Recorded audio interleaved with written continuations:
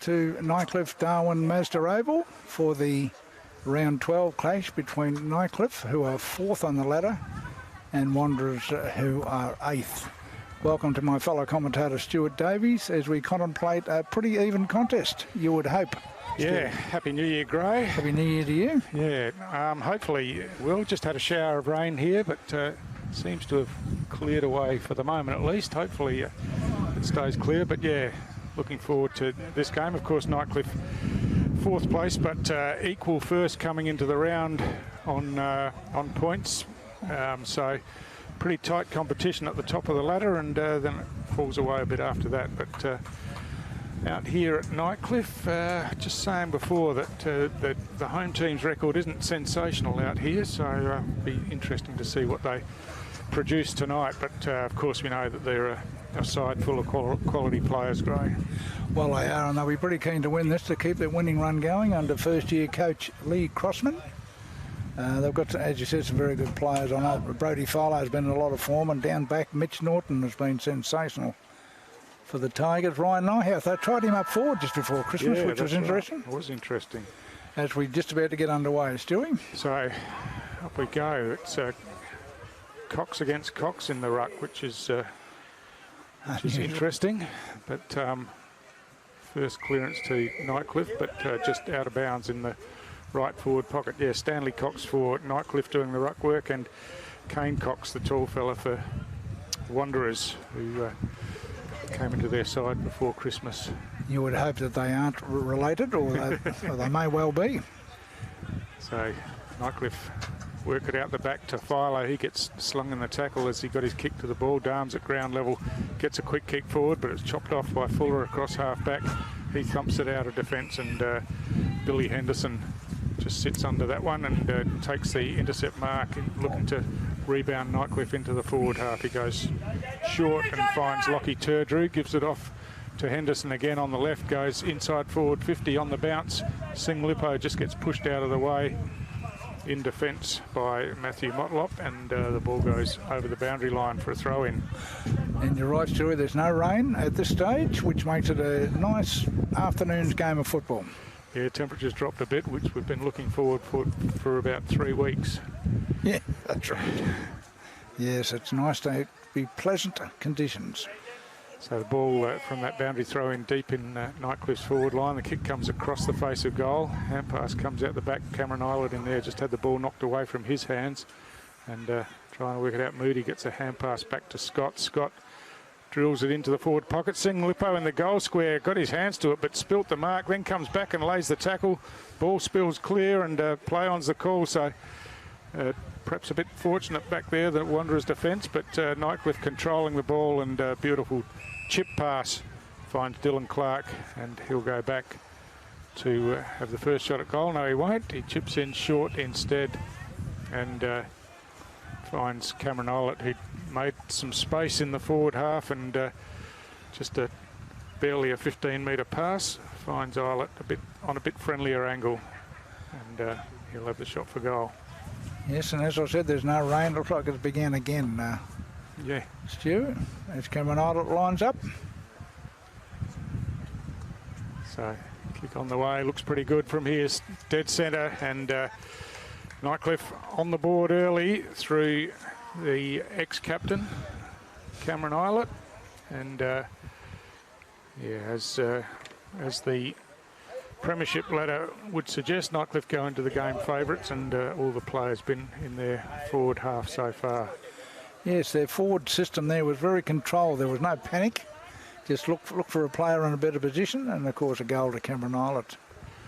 I'm just looking at the Nightcliff ruckman there, Stanley Cox. He's got one black boot and one white boot. That's a very interesting unusual fashion statement. It is. Must be a reason for it.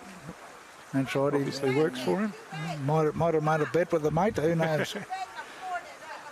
So Kane Cox for Wanderers wins a hit out, but it's cleared again by Nightcliff down towards half forward. The ball bouncing. Fuller just paddles the ball forward to his own advantage and then follows up, but loses his footing. The quick hand pass comes forward. You can hear the wind in the microphones as the rain comes down again. The quick kick comes forward, and sitting underneath that one for Wanderers is Daniel Clee. He's looking to switch the ball back into the middle of the ground and finds a teammate in Arbin, but he got caught with the ball and penalised, so it's going to be a Nightcliff free kick going the way of Brett Kennedy. And I can tell you, Stewie, it is belting down right now. So no one on the mark. Kennedy just runs off and drives it straight down the middle of the ground, and once again it's Cameron Eilert on the end of that one, inside forward 50. So it's unbelievable that a player of Cameron Eilert's status can so often find space all by himself in the inside forward 50. It's all a matter of reading the play. I think he's been around for a long time, Cameron, and I don't think that kick was particularly directed to him, but he read the ball well enough to take an easy mark, and he should convert for his second goal.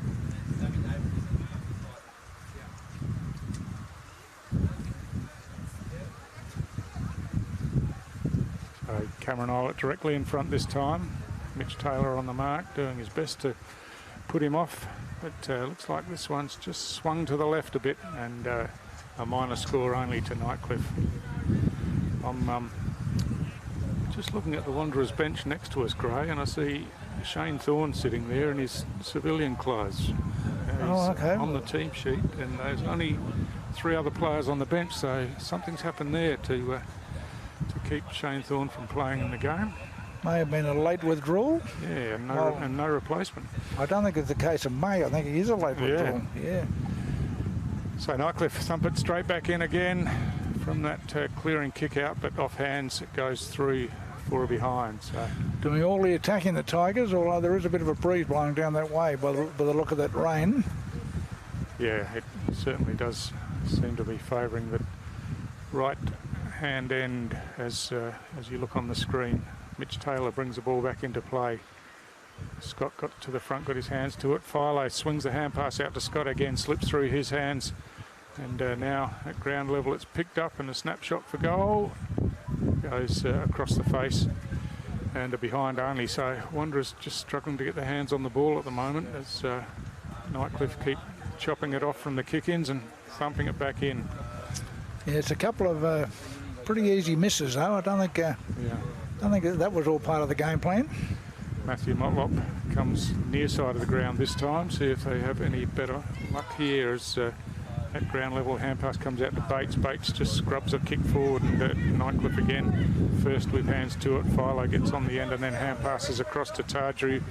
Tardrew, it looked like he might have been felled after he kicked the ball, but no play on's the call as Eilert again trying to dodge around the player in front of him. Eventually gets a hand pass because he's caught to Tardrew. Tardrew hand passes back over his head, and the ball spills free at ground level. The Clee just accepts the handball, the Nightcliff handball, and then got wrapped up in the tackle, so it'll be a ball up just forward of centre for Nightcliff on the outer side of the ground. Just looking around the ground, Stewie, you'd think Wanderers' medium-sized players would be very effective on a match like this with the rain coming down.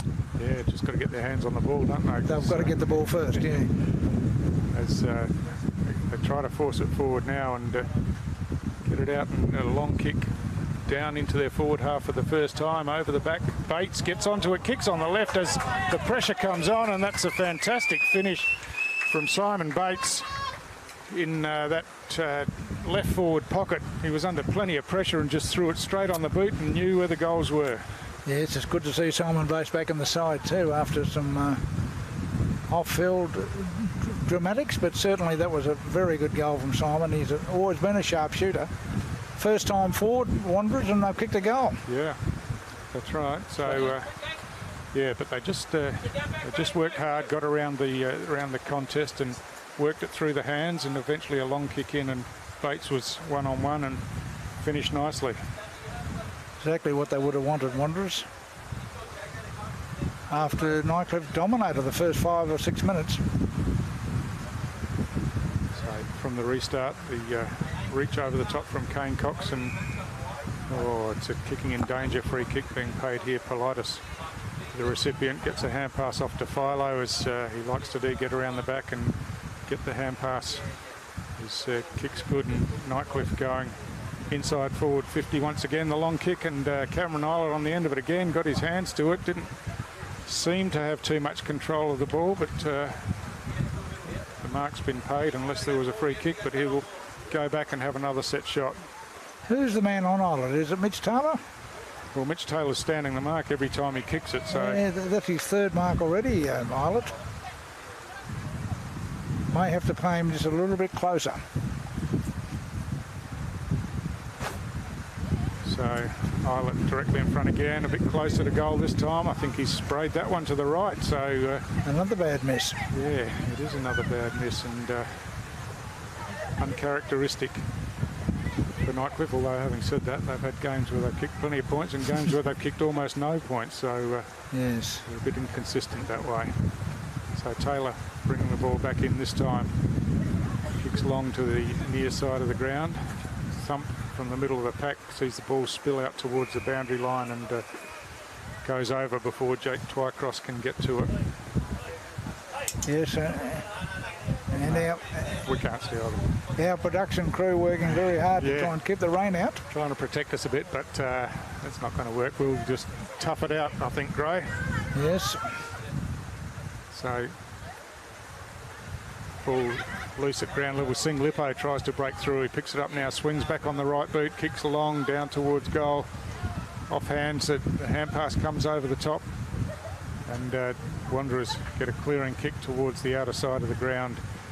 But again, Nightcliff set up well behind the play as Wines gets a short kick in, and a mark taken in the forward half by Cooper Darms, I reckon that is. That's another example of the controlled movement up forward for Nightcliff. They didn't panic. You know, the rain belting down, but they looked for teammates, and that was a very clever kick and a nice mark, as you said, from Mr. Darms.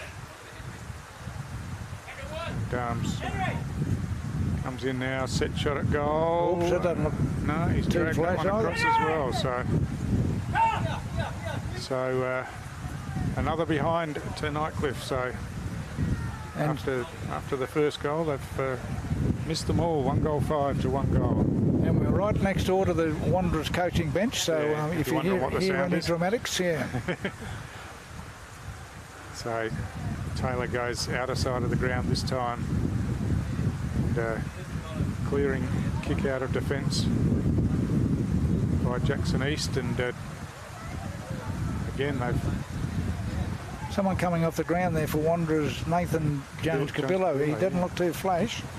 No, and we think they're already one short on the bench. Already one short on the bench, so Shane Thorne has not moved. You're right, he's in his blue shirt, and not the blue and gold. Well, it is a blue and gold Wanderers shirt, but not the playing strip. So he's obviously out. So the chip across to Rinaldi, and he gets it into the middle of the ground to Philo. Philo switches all the way across to the near side of the ground where Peris is in space.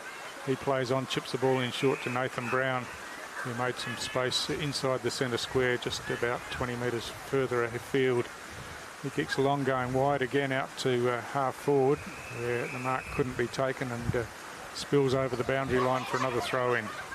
And if you think that rain looks heavy on your screen, you're right. It is coming down in bucket loads. So you think the ball will be on the ground a lot more than it's in the air, Stu? Yeah, that's right.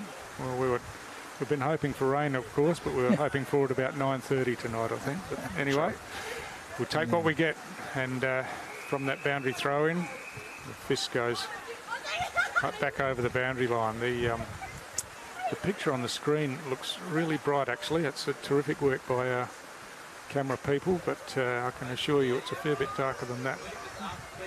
Yes, it's certainly here at the ground. Certainly someone has opened the bottles of heaven. So Darms gets a hand pass across, and the snapshot for goal from Dylan Clark is on target this time for Nightcliff, and just working the ball in close around that stoppage, and good vision, quick hands by Darms, got it out to Clark, and Nightcliff on the board again. Yes, they've got numbers around the ball and use it well. And they've done what they did a couple of weeks ago, Stuart. They've put their captain, Ryan Nyhouse, up forward. So he has been handed goal-kicking duties rather than defensive duties. which will be interesting how it goes, because he did play forward in his AFL days, didn't he, of course, with the Fremantle Dockers. Certainly did in his first game, where he kicked 4 goals on debut, I think, as a late inclusion. He was very good that particular day, wasn't he? Yeah. So, yeah, he's been terrific for Nightcliff, of course, since he's come back a few seasons ago, a premiership player with Nightcliff now, and captain of the side. So, it's Darms again, gets a hand pass forward to Lippo, who's off and running, not scared to take a bounce, tries to get past another player, gets caught by the jumper, got the hand pass out, and now there's another snap towards goal, but that one's gone wide, and looks like it's landed just inside the boundary line, so it'll be the boundary throw in that left forward pocket for Nightcliff. Just looking at Nyhouse, he's not just up forward, he's a full forward, so he's the main target.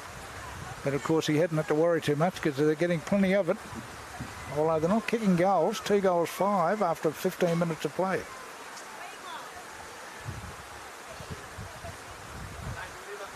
So from that boundary throw-in, ball's forced forward.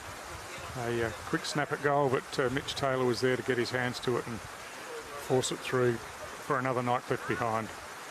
So it looks like Taylor has the job on Nyhouse, actually. He's just been standing the mark when Islet's been kicking the ball. Shooting, yeah. And so I've been trying to pick up Islet's opponent, but it's pretty hard. Yeah.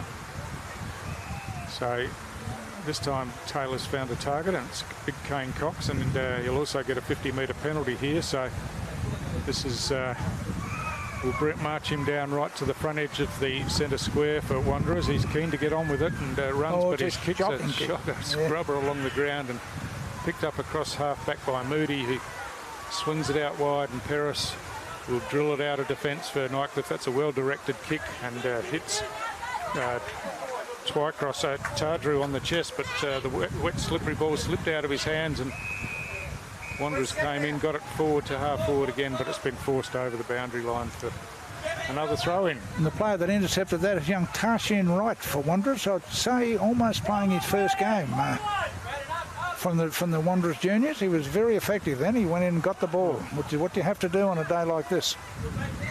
Or a night like this now, isn't it, of course? Yep. 20 past 7. So one of the Wanderers juniors. Yeah, there he is with the number 1 on his back. Yeah, they've brought a few through this season, so it's good to see. And,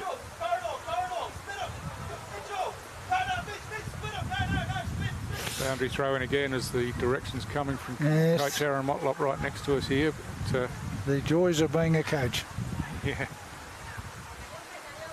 So working the ball forward, it's Arvin running onto it now, gets a scrubber kick forward, Bates on the end of that, gets tackled and loses possession of the ball as Nightcliff look to break, but it's going to be a free kick. Advantage is paid and comes out to Nyhouse, who's worked his way all the way up to the defensive side of centre wing. No, advantage isn't going to be paid, it's going to have to go all the way back here. So it's a free kick here to Clark for Nightcliff, last goal kicker. Just looking at Nathan Jones-Cabillo there too, Stu. He looks like he's copped it on the back of his neck. All right. He's got ice there now, so it's pretty. I don't think we'll see much more of him for the rest of the match.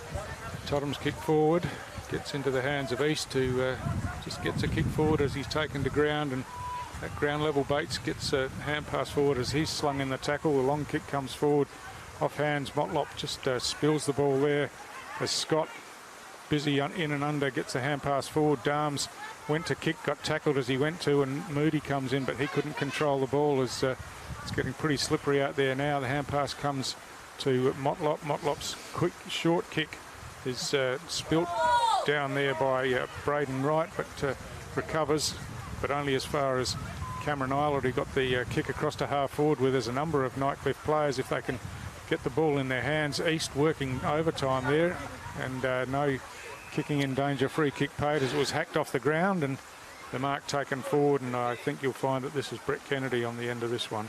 And that player who kicked that ball forward should keep his boots on, because the FA Cup's on later this evening over in England, but it was a kick off the ground, a blind kick really, as you said, just a hack, and it's ended up in a teammate's chest. Yep, it is Brett Kennedy. He's kicked a number of goals this season. He's directly in front. Kick goes towards goal. I think he snuck that one inside the left-hand goal post this time. He has, and Nightcliff on the board again. 18 and a half minutes into this first quarter, and they kicked their third goal, and starting to get some reward on the scoreboard for the weight of possession that they've had. And you're right, Stuart, the Wanderers boys just can't get their hands on the ball, which is a problem, because if you want to win a game of football, you've got to get hold of it. 3-6 to 1 goal after just over 19 minutes in the first quarter. Don't forget you're watching AFL NT's coverage of the round 12 game between Wanderers and Nightcliff here at Nightcliff Oval, and we're on Larrakia country in Darwin. So from the restart, no clear winner in the ruck contest. Scott comes in off that outer wing, gets a hand pass as he tackled it. The kick scrubs down towards half forward. Again, it's loose on the ground. Philo out there drills a pass out and hits a target inside forward 50, and it's Brett Kennedy once again. Probably explains why Brodie Filo's won 2 Nicholas medals up. He's a very controlled footballer, and he measured that kick beautifully. Yeah, and always around where the play is, so gets plenty of it. As Jack Dyer used to say, he's always where the ball is. You're right, yeah. The late Jack Dyer, of course. Kennedy, high kick this time. I think he's just snuck that one inside the behind post, so a minor score only. What you didn't want to hear from Jack Dyer in those days was he's where the ball ain't. But on this occasion, Brodie definitely where the ball is. So Wanderers bringing it out near side of the ground, but just slips out the back. Was that what I thought it was? A bit of a lightning flash, or I must have been imagining. But once again, that's where Wanderers can't get their hands on it, Stewie. They're kicking to position. It isn't all that flash. Yeah.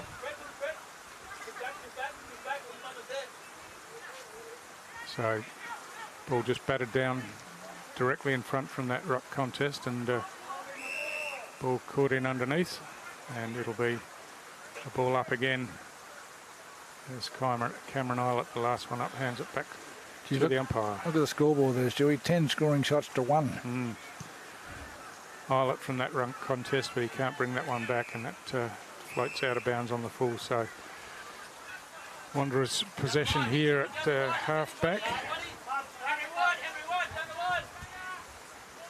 Brenton Motlop drives the ball down here. Mitchell Taylor in the contest there. Looks like he's been asked to do some ruck work now, as again the ball wrapped up, and Jackson Grundy hands the ball back to the umpire. Taylor in ruck against Cox this time. Now at ground level, paddles it forward, trying to get it to the advantage of his teammates. Hand pass comes over Cleve, pats it forward, and then kicks off the ground directly to the boundary line. Oh, the umpire's going to play this deliberate. It's pretty difficult in the conditions. He was just trying to get it out of the congestion, I think. But Wanderers coaching bench were very impressed with that decision, and not. You know, they weren't very happy at all. You're right, in these conditions, they're playing deliberate. So Grundy close to the boundary line here, and I think it was punched over the boundary line there by Ankin Lewis. Haven't seen much of Wanderers ball magnet, Nathan Arban. Although he is playing around the ball. Yep. Taylor just flicks that one over the top, trying to get it to Jerome Motlop, as East gets a quick kick forward. Now Totham gets another kick forward, but Nightcliff in defence there. There's going to be another Nightcliff free kick here for high contact, and it's going to go the way of Nathan Brown. These are the conditions, Siri, where you've got to go in and get the ball, and that's what they're doing, and the umpires are rewarding them. Quite simple, really. So Brown along the boundary line here, close to the line at ground level there was right. He got tackled over the boundary line, and it'll be a throw-in once again. And Mitch Taylor looks like he's hurt a wrist or a hand for Wanderers. That's what they don't need. He's coming off they'll look at it. The captain of the side, of course. No, it's not Mitch Taylor. It's not Mitch Taylor, is it? It's Henry White, in fact. Henry White, so they're the look-alike. Yeah, been doing the ruck record. Swinging hand pass over the top from Philo, found a teammate, but Nightcliff, Wanderers again scrambling in defence. Jackson East gets that clearing kick down towards the wing as it just slips over the head of Clee and Eilert and over the boundary line again. So coming up to 24 minutes in this first quarter. 3-7 plays, 1 goal. The home team in front here in Nightcliff as Cox works his way to the front. Almost got a fist to it. Tardry goes by hand to Darms. Darms just throws it on the right boot, gets it down towards half forward, where Nyhouse at ground level picks up, gets a hand pass inboard, but it slips out now. Almost grabbed without it there was Arvin. Play on's the call, and now the ball caught in underneath, and it'll be a ball up once again. Yes, they're certainly dominating the number of possessions, Nightcliff. And I still haven't worked out who's on Cameron Island. He must have had 9 or 10 kicks already. So Tardry, who's also been busy, wins the kick from that stoppage, gets it down. Kennedy just paddles it out, trying to get to the advantage of a teammate. And Wanderers desperately working in defence to get to it, but it's picked up down there by Twycross. Swings around on the left, close to the boundary line in that left forward pocket. Sing Lippo picks it up. He gets a boot to the ball. He might have kicked this, I think he has. And yeah, very smart. Tristan Sing Lippo, some really clever work in tight there. Just got away and dribbled a kick through underneath everyone and through for another Nightcliff goal. Yes, there was a Collingwood player called Peter Dacos who used to do that regularly. And certainly a very smart thinking too. There was a big pack in front of him, but he went underground rather than over the top, and another goal to a very efficient and very desperate Nightcliff. 4 goals, 7 to 1 goals due after 25 minutes. Yeah, that's right. They're starting to flex their muscles here, Nightcliff, as they've dominated proceedings and now hitting the scoreboard as well. So I think Wanderers will be happy for the quarter-time siren to go and a chance to regroup as from the ball up, Stanley Cox wins that hit out into the path of Darms once again, who drives straight down the middle of the ground. And Sing Lippo at ground level tries to scoop it up, but the siren beats them all as the ball's in the right forward pocket for Nightcliff, and they were looking to press towards goal once again, but pretty impressive opening from Nightcliff in pretty difficult conditions at the moment. And yeah, they hold a pretty handy lead, Gray. Yes, they're doing everything right. The rain's still coming down, as you can see on your screen. But they're doing everything right. They're desperate. They're getting to the ball first. They're getting hold of the ball too, which is what Wanderers can't do. As a result, they've had 11 shots. That's the only negative. They've kicked 4 goals, 7 rather than, say, 8 goals, 3. But a 25-point lead at quarter time. And don't forget, this is AFL and T's coverage of the round 12 game between Nightcliff and Wanderers. And we'll be back very soon. Zaley's Palmerston Club. Come and check out our cafe, open 7 days a week. Our kids club is open Wednesday to Sunday nights, including weekend lunchtime. Enjoy hot meals with nightly specials at the bistro or cold drinks at the sports bar. Feeling lucky? Have a go at the latest machines in our gaming lounge or grab your mates for a round of pool. Family gatherings or casual meetings, we have something for everyone. Zaley's Palmerston Club, making a difference.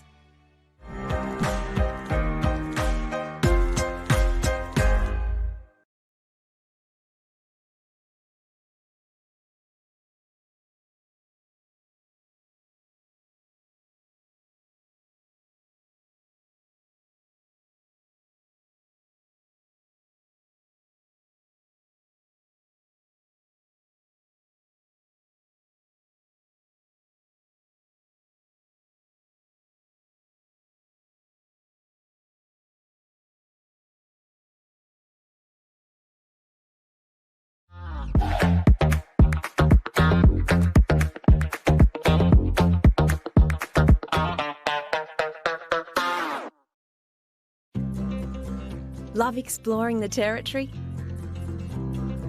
If you do, it's good to know that with TIO Comprehensive Car Insurance, if you have an accident covered by your policy, we're here to help with the reasonable costs of towing, as well as your additional emergency accommodation and travelling costs.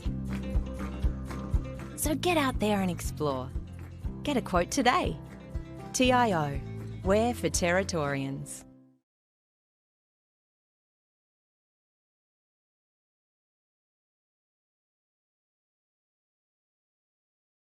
Process. And a bit of constructive talk. I know it's hard, we're not all from the same footy club, but we've come together for this. Show that passion in the MC Guernsey, get in their face.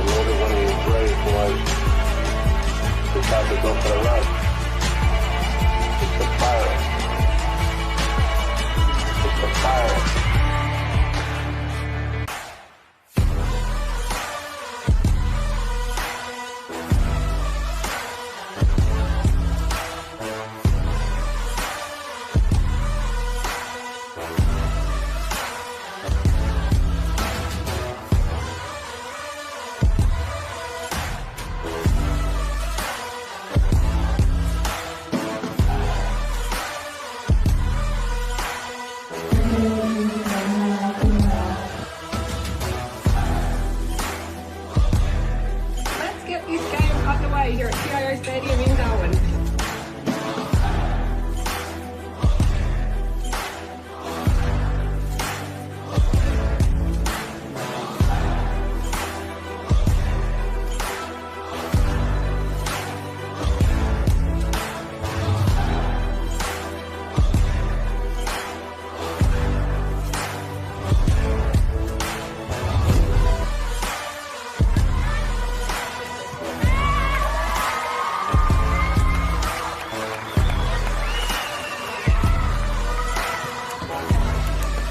Played their hearts out, and obviously it's not what we play 6-6-6 and 7 on the bench, so it's a little bit different, but you know what, we can't ask for anything more. The girls put their bodies on the line, and they went in and they went hard, and you know, some of it was unrewarded, but that's footy.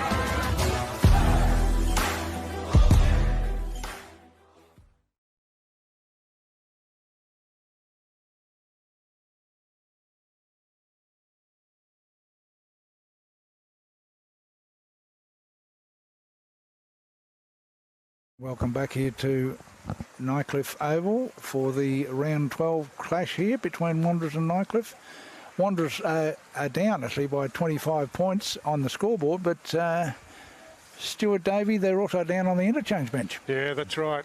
Just got the word on Shane Thorne. He injured himself in the warm-up, so and there was no replacement available. Of course, their reserves played earlier in the day, and so they were one short there, and also have learnt that Henry White, who we saw come off late in the first quarter, has split the webbing in his hand, all the way down his hand apparently, and he's been taken to hospital to get stitched up. So they're 2 down, and Nathan Jones-Cabillo has gone back out to see how his neck can cope with things. So he's out there now, but potentially they could be 3 down with just 1 on the bench, which isn't good. No. Especially with the position they're in the game. But it's Nightcliff going forward straight away. Nighthouse gets his hands to the ball, couldn't hold the mark. East at ground level's been busy, got another hand pass out, and it's kicked down towards half forward, comes out to Totham, who gets a bit of a scrubber kick forward, but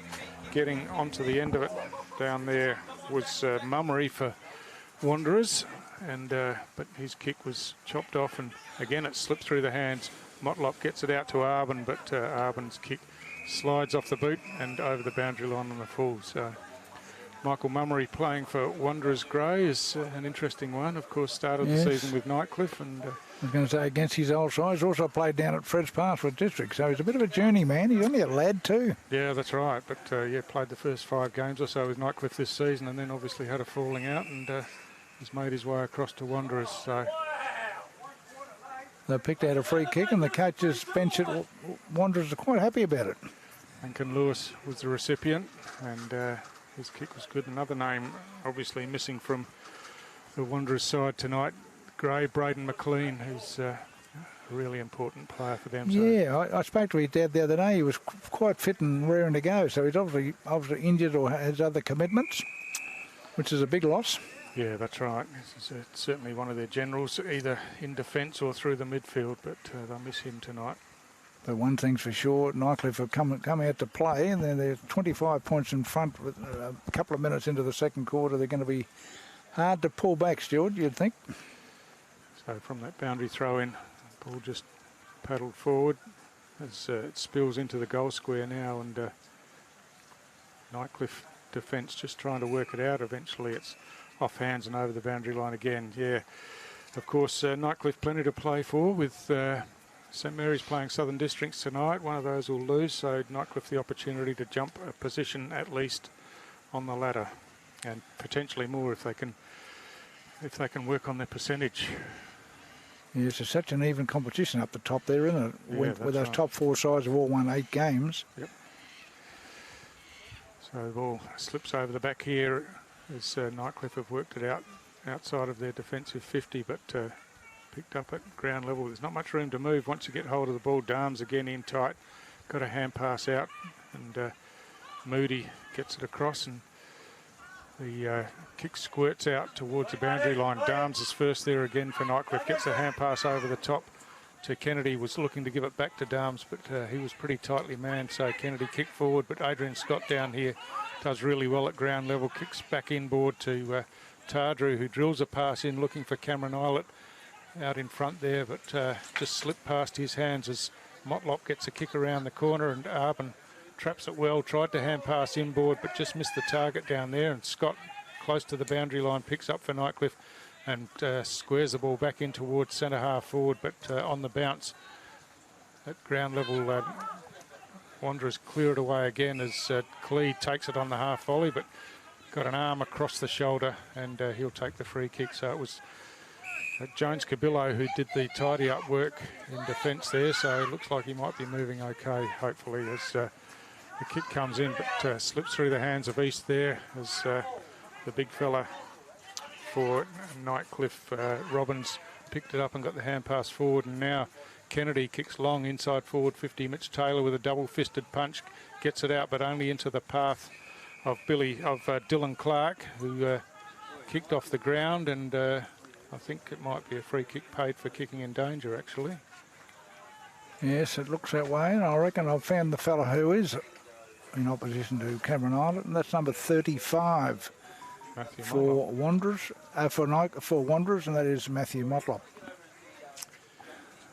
Yeah, so he has got an opponent. Cameron, you wouldn't have thought so in the first quarter. No, tough job though. As, comes in, play on the outer side of the ground, which is a fair way away from us, sitting at ground level over here by the coaches' benches. As ball in front of the scoreboard, it's picked up, and quick hand pass forward, a dribble kick along the ground, goes great save there, all the way, and Mitch Taylor diving back. What's happened? They're going to play a throw-in?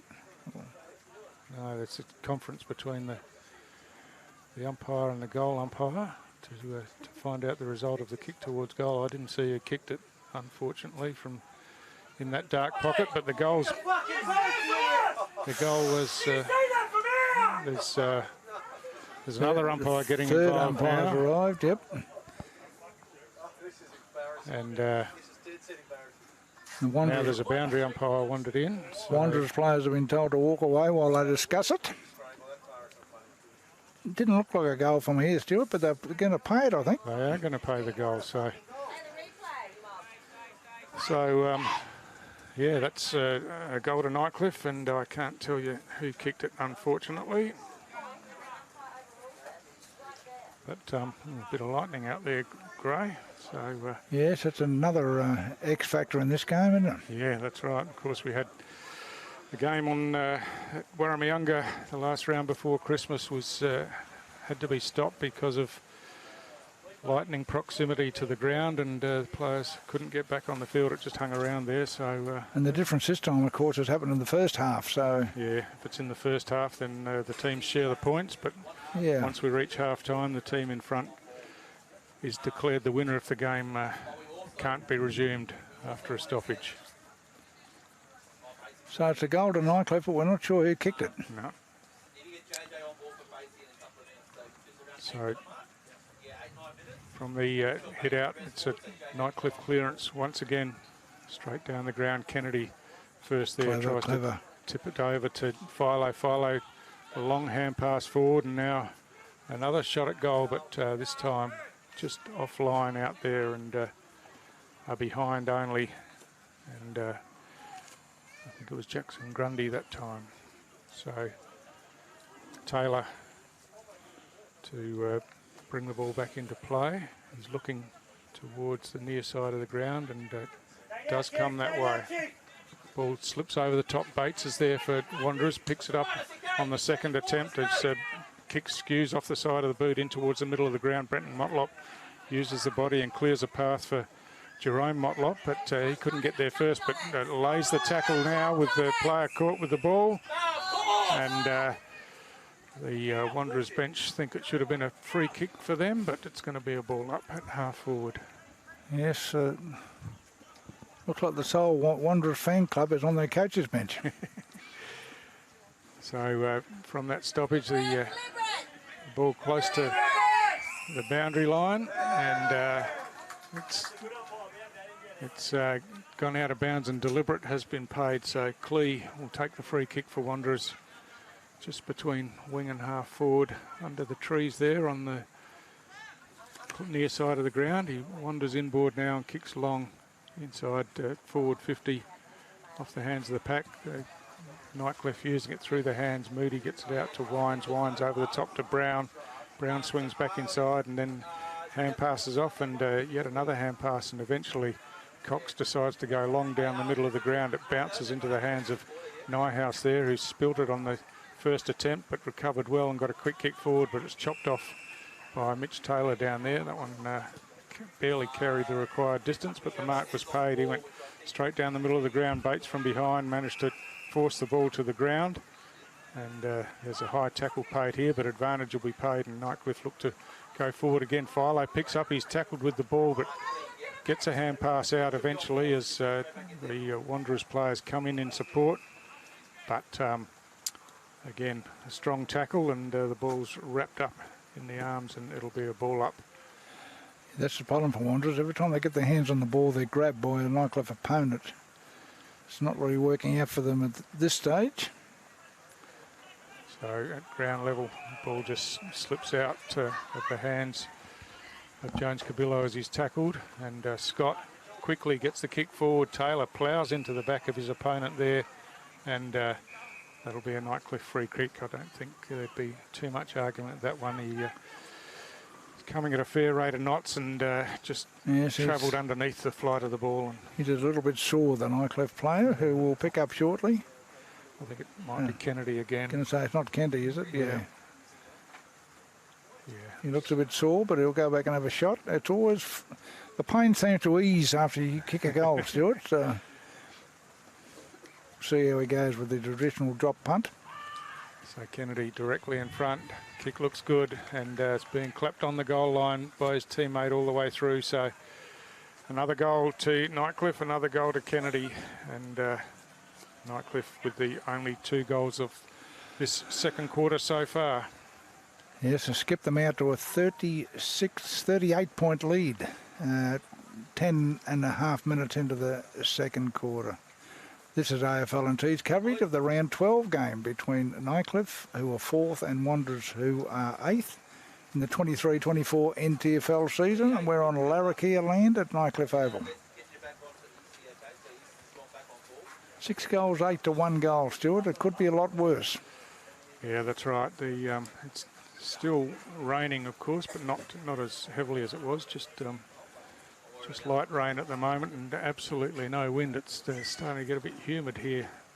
Yeah. Grey, a bit slippery. Apart from the wet conditions, it's slippery with the humidity. As good work in the middle there by Jackson East, gets the clearance and kicks forward, but Brown chops it off for Nightcliff in defence and thumps it straight back out. And Nightcliff looking to mount another forward challenge as the ball goes out near the boundary line, and again it's difficult to handle on the first attempt, and eventually goes over the boundary line. Will be a throw in on the outer side. And as you speak, the rain's got a little bit heavier again. No breeze to blow it away, Stuart. I think that's the problem. No breeze whatsoever, so it's just falling straight down now, so no advantage either end as Darms again gets the hand pass out, but the ball spills to ground level. Politis gets the hand pass back to Darms. He's met heavily as he tried to kick and sat on his backside as the kick from Wanderers goes down towards half forward, but again strong in defence. Nightcliff across half back as Brenton Motlock comes in and puts a bit of pressure on, and we'll just, if you see some interference with the camera, they're just trying to clean the lens a bit here. Oh, it's just made it a bit darker. And so we're waiting for the boundary throw in as the ball spills out to Grundy, who got the hand pass over the top. Bit of rumbling of thunder in the background, but again they're just trying to work it out from the outer side of the ground. The hack kick comes forward, and the mark couldn't be taken, unfortunately, as it spills out, and eventually it's a Wanderers mark, and they chip short round the outer side of the ground. And yes, it's very stop-start type of game, isn't it? With the due to the weather, I guess the ball a bit slippery. So Nightcliff again on that outer side, just trying to work it forward as at ground level. Philo swings around on the left boot again, kicks down towards the forward pocket in front of the scoreboard there. Wanderers defence working hard to hold up that Nightcliff forward entry and eventually work it over the boundary line for another boundary throw in. That's a better view on the screen now. Yes, the magic of light. Up again. Yes, it's breeze less out here, isn't it? Yeah, very close. As Darms again just gets his hands first to the ball around the pack all the time and fishes out the hand pass. This time it comes out to Henderson, who has a shot towards goal, but again he's off target. Just dragged it out to the left and through for a minor score. Just getting back to Cooper Darms, he must be a Victorian because he obviously likes playing in the wet. He seems to be in the right spot at the right time. I think you might have offended him, Gray. He's a South Australian. He's a crow eater. Oh, God. Yeah, I am in trouble. From Ponderosa country out at Central District. So oh, okay. The ball slips over the top as Bates fishes out a hand pass, and now a quick kick forward. And Wanderers just gained some meterage there as it was Arbin who kicked it forward, but over the boundary line, and another stoppage. Nearly 15 minutes gone here, and they're 39 points in front, Nightcliff, so they're doing what their coach will want them to do, and that's controlling the play. So from the throw-in, big punch from behind by Stanley Cox. Philo onto it first, kicks on the right boot on the outside of the boot, and close to the boundary line, but over again. It'll be a boundary throw-in again. Actually, Cooper Darms is from the Barossa Nuriupa, Gray, and before he played for Central District. So okay, yeah, well, from the wine country up there, isn't it? Yep, gets pretty cool Some up there. Some beautiful wines up there around that area of South Australia. So from the throw-in, Bates wins the clearance and kicks it into space in the centre square. Jerome Motlop runs up to that. Looked like he got a high tackle. That's the way it's been seen by the umpire. He's looking to play on quickly with a hand pass, but player on the mark was alert to that, and now Motlop again gets caught with the ball, and it'll be a ball up this time. So the stoppage right in the middle of the ground. So ball at ground level, just trying to work it out of there, but a kick comes high in the air eventually, and standing underneath it, the mark is taken and toe poke forward, but offhands Wanderers a chance to tidy up from defence and kick it down towards the near side wing again. Good use of the body down there by Rinaldi for Nightcliff, and it straightens up and chips short to Politis, and Politis accepts the mark on the centre wing just about straight in front of us. There's a 50-metre penalty being paid here, and I think it might be for encroaching on the protected area, which is just by the interchange gate there. So players trying to make a change and just got in too close to the player. Petros Politis with the kick around about the 50-metre line here. As he comes in, kicks towards goal. It's swinging just across the face and through for a behind again to Nightcliff. So 6 goals, 10 on the board. 10. The secret to Wanderers, to Nightcliff, Stuart, has been their ball getters. Philo and young Scott's been very good too. He's got a lot of the ball. And of course the guy we just spoke about before, Darms. Yeah. These South Australian Darms. He's been very good as well. So Clee chipping short and finds Jackson East at half-back for Wanderers. His kicks long towards the centre of the ground. Brown was underneath that, just spilt the mark as he fell backwards. Fuller gets a kick forward for Wanderers now. Here's a chance if they can get it out into some space. There's some players running forward, but that kick it's gone sideways. Cox has gone sideways, and he had players running forward as Cabillo's going to be first there, but the bounce didn't favour him, and the kick off the ground does favour Nightcliff as the hand pass comes over the top to Philo once again. He goes long, deep into the forward half, and Adrian Scott gets underneath that one and accepts the mark uncontested as he found some space out the back, and the kick just floated over the top of the players in front of him. So that's the beauty of Brodie Philo. He can go short, but he can also go long. He can be a thumping kick at times. It is a very penetrating kick. And young Scott's got an opportunity. Has he kicked a goal yet, this young fellow? He hasn't. No. Not tonight. And unless he kicked that secret goal from the pocket. We might have to try and find out at half-time who it was. But Scott's kick on the way he just gets over the line, I think. Yes, no, it's touched on the line, in fact. So I was going to say, I thought they were going to confer again, but they didn't. So another behind a Nightcliff. Oh, trying to come in short. Nyhouse got his hands to the ball as it slipped over the back, and Wanderers are under pressure again across half-back as Arbin tries to grab the ball and run away with it. It got stripped out of his hands, and there's plenty of players around the ball as Nighthouse eventually gets the kick forward.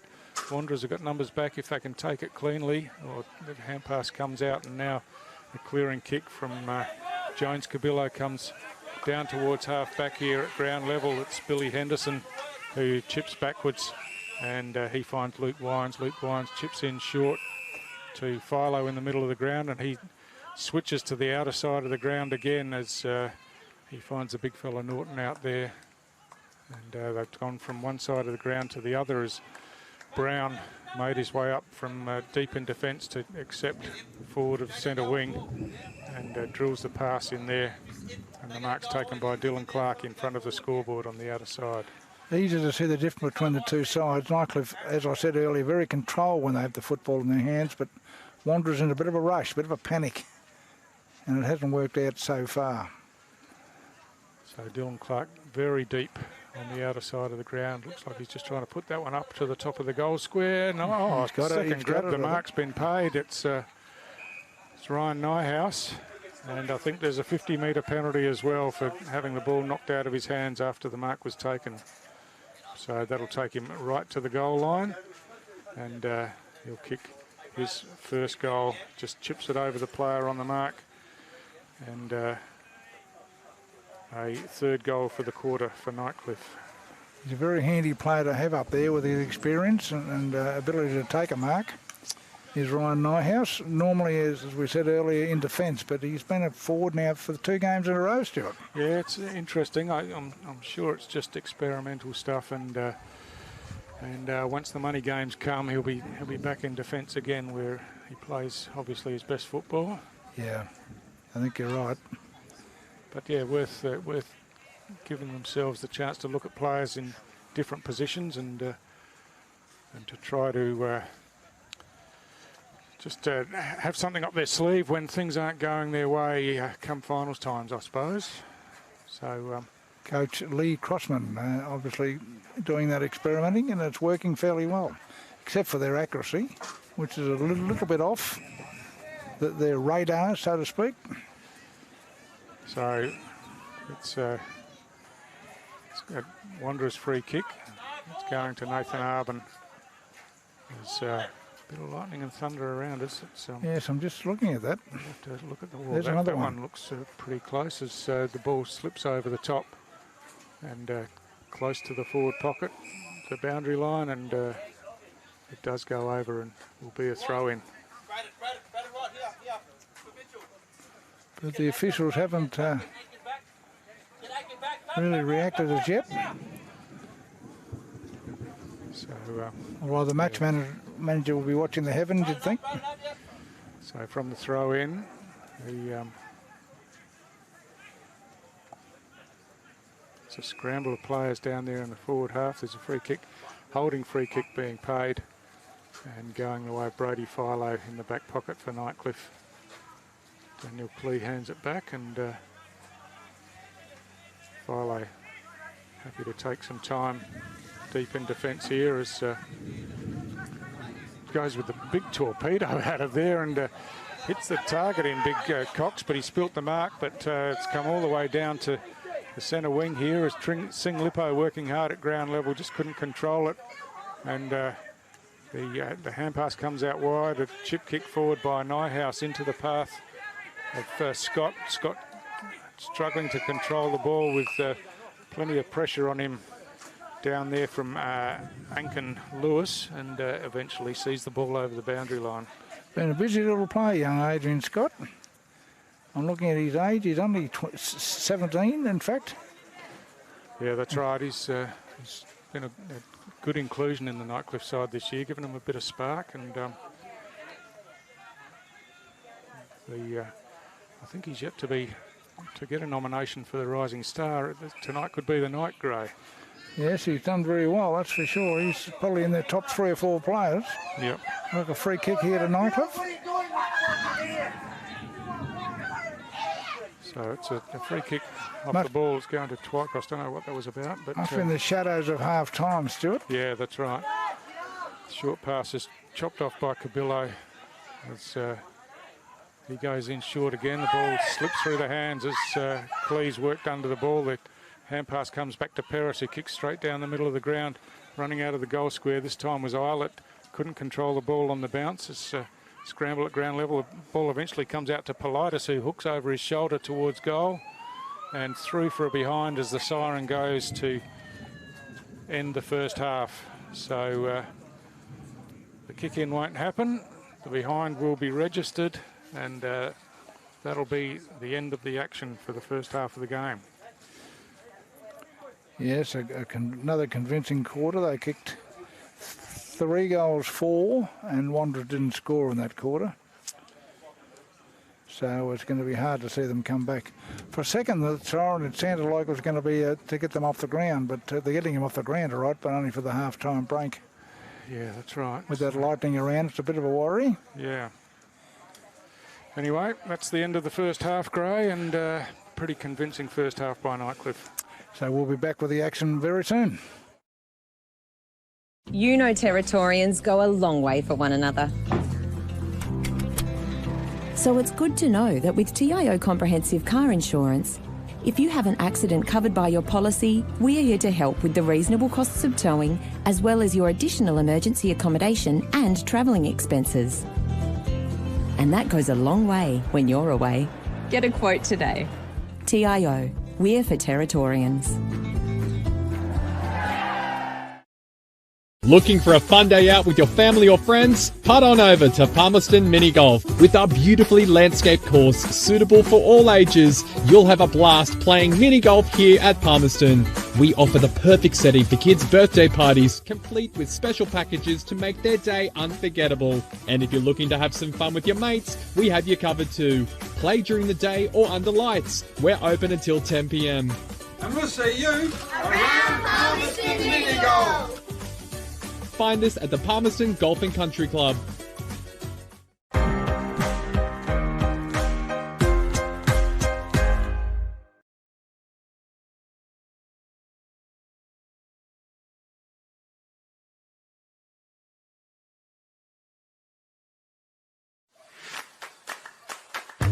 So we're here on a Friday night for our NAB AFL Auskick, where we run a girls only option and the kids are pumped, ready to rock and roll and have some fun with the footage. We signed our daughter up for Auskick because her big brother did Auskick last year and she just loves it. I thought signing her up for a girls only group would be a great chance for her to kind of be with some friends in a comfortable environment. The thing about a girls only team that I think Zoe really enjoys is that she gets to run around with like-minded girls. They get distracted, they do cartwheels, they hold hands, they sing. It just makes it a bit more of a fun experience. I like Auskick because I get to play with my sister.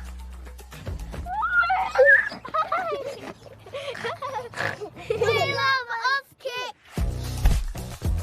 A number of parents have asked if their daughter has to be in your girls group, and they don't. There will be some girls that will naturally just gravitate to brothers or cousins and join the boys group and have just as much fun if it were to be single sex. So yeah, there's definitely options there every Friday night. My girls just love interacting with the other girls here. They love kicking a footy, they love learning the skills, and they love the hot dog at the end. I love joining in with my girls. I actually can't help myself, and I love to see the skills not only of my kids but of the other kids in their girls only group really developing over the clinic. Evie just loves playing the games, learning new things. She'll be doing it then for the rest of the weekend, doing her favourite kicks, telling us how many goals she kicked on Friday night. The best thing about Auskick is that it's really fun. It's lots of fun for them. Yeah!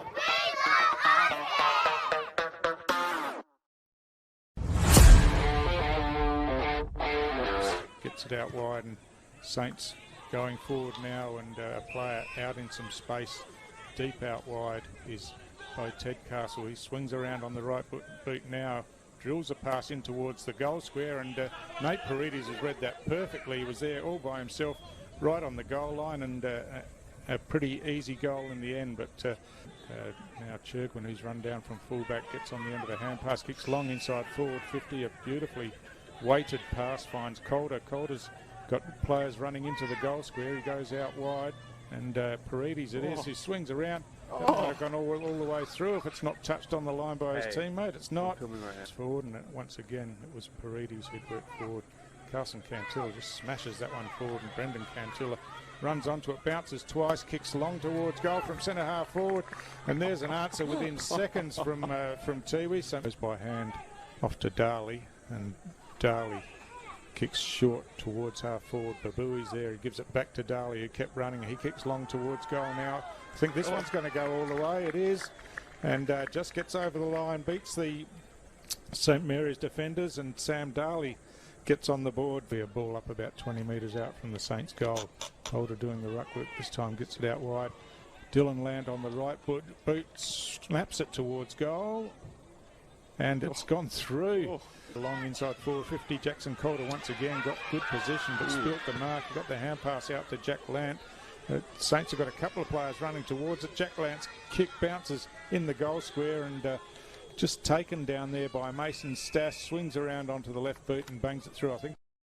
The Saints go outer side of the ground this time. The mark spilled out there, but the hand pass comes over the top. Stanley Tipalura is in a bit of space inside 50 now. He kicks long towards goal.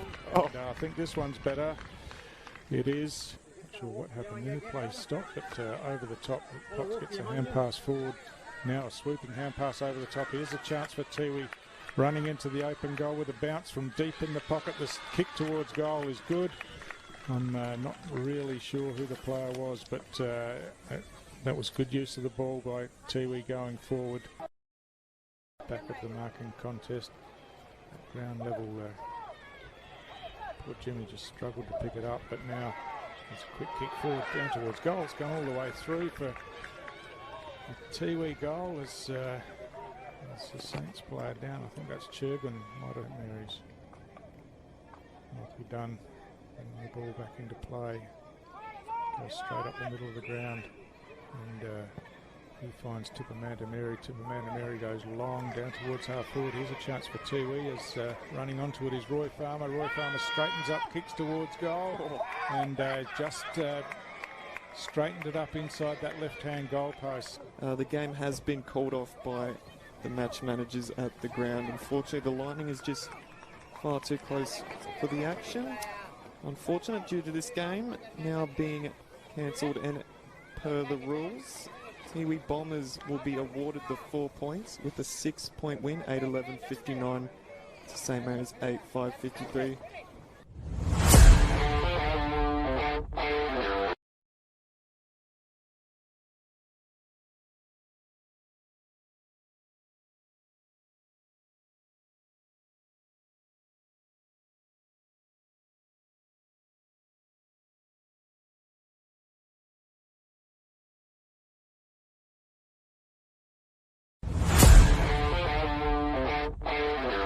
Bowden, another left footer.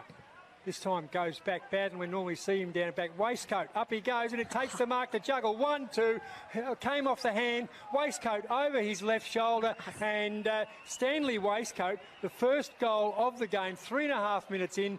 Kura, up they go, ball on the ground, in dispute. Kicked off the ground at the shot of goal. Running around and into an open goal. Wonderful, wonderful work there. Michael Mummery has the goal. Kicked 5 last week. He's underneath the ball. Couldn't take the mark. Matthew Dennis. Nice handball out. Handball over the top. Waistcoat does it beautifully. Stanley Waistcoat gives it to Matthew Dennis. And thank you very much. The quick reply. Got plenty onto it. Got plenty on it. Over the top. The defence. Wanderers. In the forward half, on the outside of the boot, in their forward line. Dennis over the back in the Schwarz direction, taken high in the tackle, play on, ball comes out. Big Cox kicks on goal. I reckon Cox has nailed this. He's kicked it out of his you-know-what, and he's nailed it on the non-preferred left, so right footer. Looks like he's going to go a drop punt here too, so...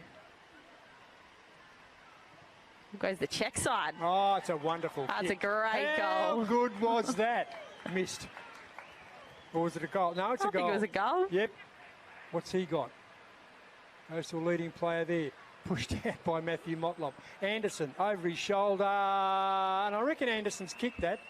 Jed Anderson, he has 3, all in this second term.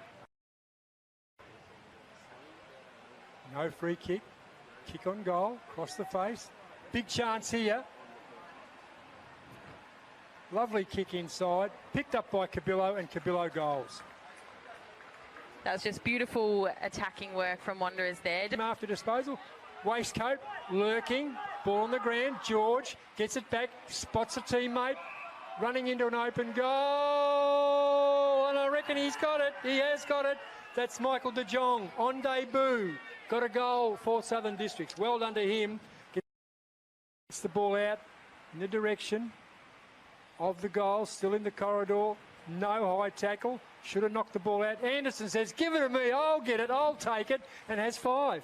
Loves that end. He kicked his... 33 seconds, into the term, and he's got his 5th. Looking forward. Over the back. No mark taken. You've got to work harder in defence, easy as you like, and that's number 6. I reckon that's number 6, and that was Jed Anderson fighting each other to get to the football. Bowden had time to turn onto his left, and the chance to kick number 10. Goal number 10. Protractor out, get the protractor out, is about 1 degree off centre, and he nails it for number 10.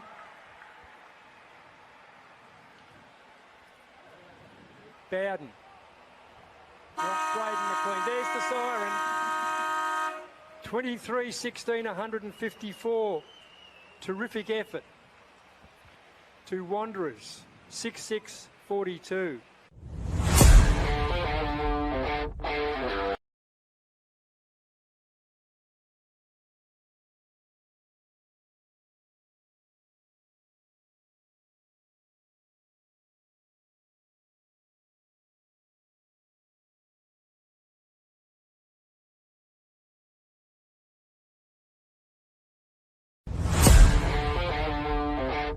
That's what mucked them up a minute ago. Antonio James now, maybe not the right decision. Trying to get the ball out was Loftus, but he's under pressure. Brody Philo picks it up, puts it on the right. And finally a goal in this game at the 8, nearly 9 minute mark of the first quarter to Brody Philo. Stokes handballs off to Matty Campbell. Campbell's kick is punched away. Nightcliff have it. Shot on goal now again by Roger Morris. It's gone over the top of hands, and that should be a second goal for the Tigers. Roger Morris. Stokes with the handball out. Just can't take possession there. Drop ball by Buffs. Tackle pressure now. Tigers with it. Moody running into goal. Kicks it, punches the air, and the Tigers have got their third goal on the board to Zach Moody. Now by Loftus. Joey Collison swings around, but front position, Nightcliff Tigers doesn't take the mark, and a good tackle there. Collinson gets Loftus again, gets it back, takes his time, kicks it, and he's kicked the goal, and the Buffaloes have kicked the last 2 in a row. Getting the kick away is Xavier Grant. He slung as he kicked it. I think play on was the call, so Tommy Clark gets it across to Palmer. Palmer has a shot on goal now. Buffs have kicked 3 in a row, and they've hit the lead for the first time in this game at 18-minute mark of the second quarter. Little chip kick now. They've done this all night, finding Loftus. Loftus kick misses Tommy Clark, picked up by Jake Twycross. Sends it through for a goal. Just what the Tigers needed, Buxy. But picked up by Capera. Gets a kick away as he's tackled off the ball. Must have been touched because the umpire said play on. Kicked now by Twycross. Gone through for a goal. So Tigers with the opening goal of the third quarter. Behind Nicky there, picks it up. Handballs backwards in the goal square to Moroney, who gives it back to Nicky. Gets his kick away, but only as far as Dylan Clark, who chops it off. The first gamer from Wodonga puts it on the right. He's going to go for the goal square. Going to go for goal. It's gone across the line, and the Nightcliff Tigers players are celebrating. So another goal to the Nightcliff Tigers, and that one to Dylan Clark. Ball goes out of the back. Matty Campbell there with the pressure. Spinning out of it is Twycross. Gives it to Ryan Nyhouse. Bit of Eddie Betts, if you don't mind. Ryan Nyhouse. Enjoyed the forward line. Palmer. Push off the ball by Moneghetti on Williams. Over the top, Spicer coming through. Palmer gets the handball backwards to Daniel Stafford, and he's kicked a goal for the Buffaloes. Daniel Stafford, top of Mensch, and it was Moody running at the ball for Tigers, but Spicer with it now. Phoenix Spicer running in, giving it to Daniel Stafford, almost the exact same spot as his last goal, and he's kicked another one, Buxy. Yes, Spicer's got himself back into the game. Players go for it. Moody now gets the handball off to Scott. He runs around again, runs into goal, finally kicks it, and it's through for a goal for Nightcliff. Their first goal in the final quarter, but a much needed goal. Ball at the end of his fingertips, and what a kick by Matty Campbell to hit up Spicer on the siren. I'm not sure if that point will count, but it is the Tigers that take the win here at TIO Stadium in Darwin in the last round before Christmas. The final score, Nightcliff 13-11-89 to the Buffaloes 10-6-66.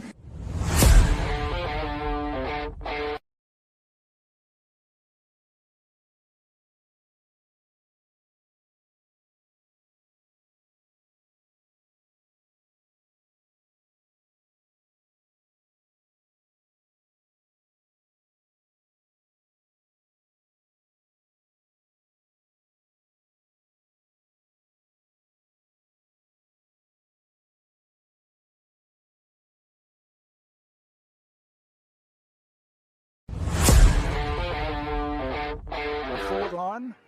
Chance for Tars to get it out with a nice handball across here and a goal, I'd reckon. That looked like Hutt, was it? Number 22 as he turns around. Yeah, that's Scotty Carlin there, number 22. Scotty Carlin.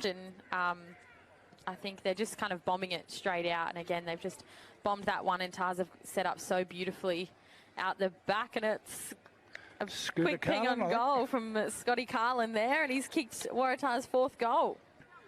Out here to his teammate, who is Tyson McKenzie, the hammer.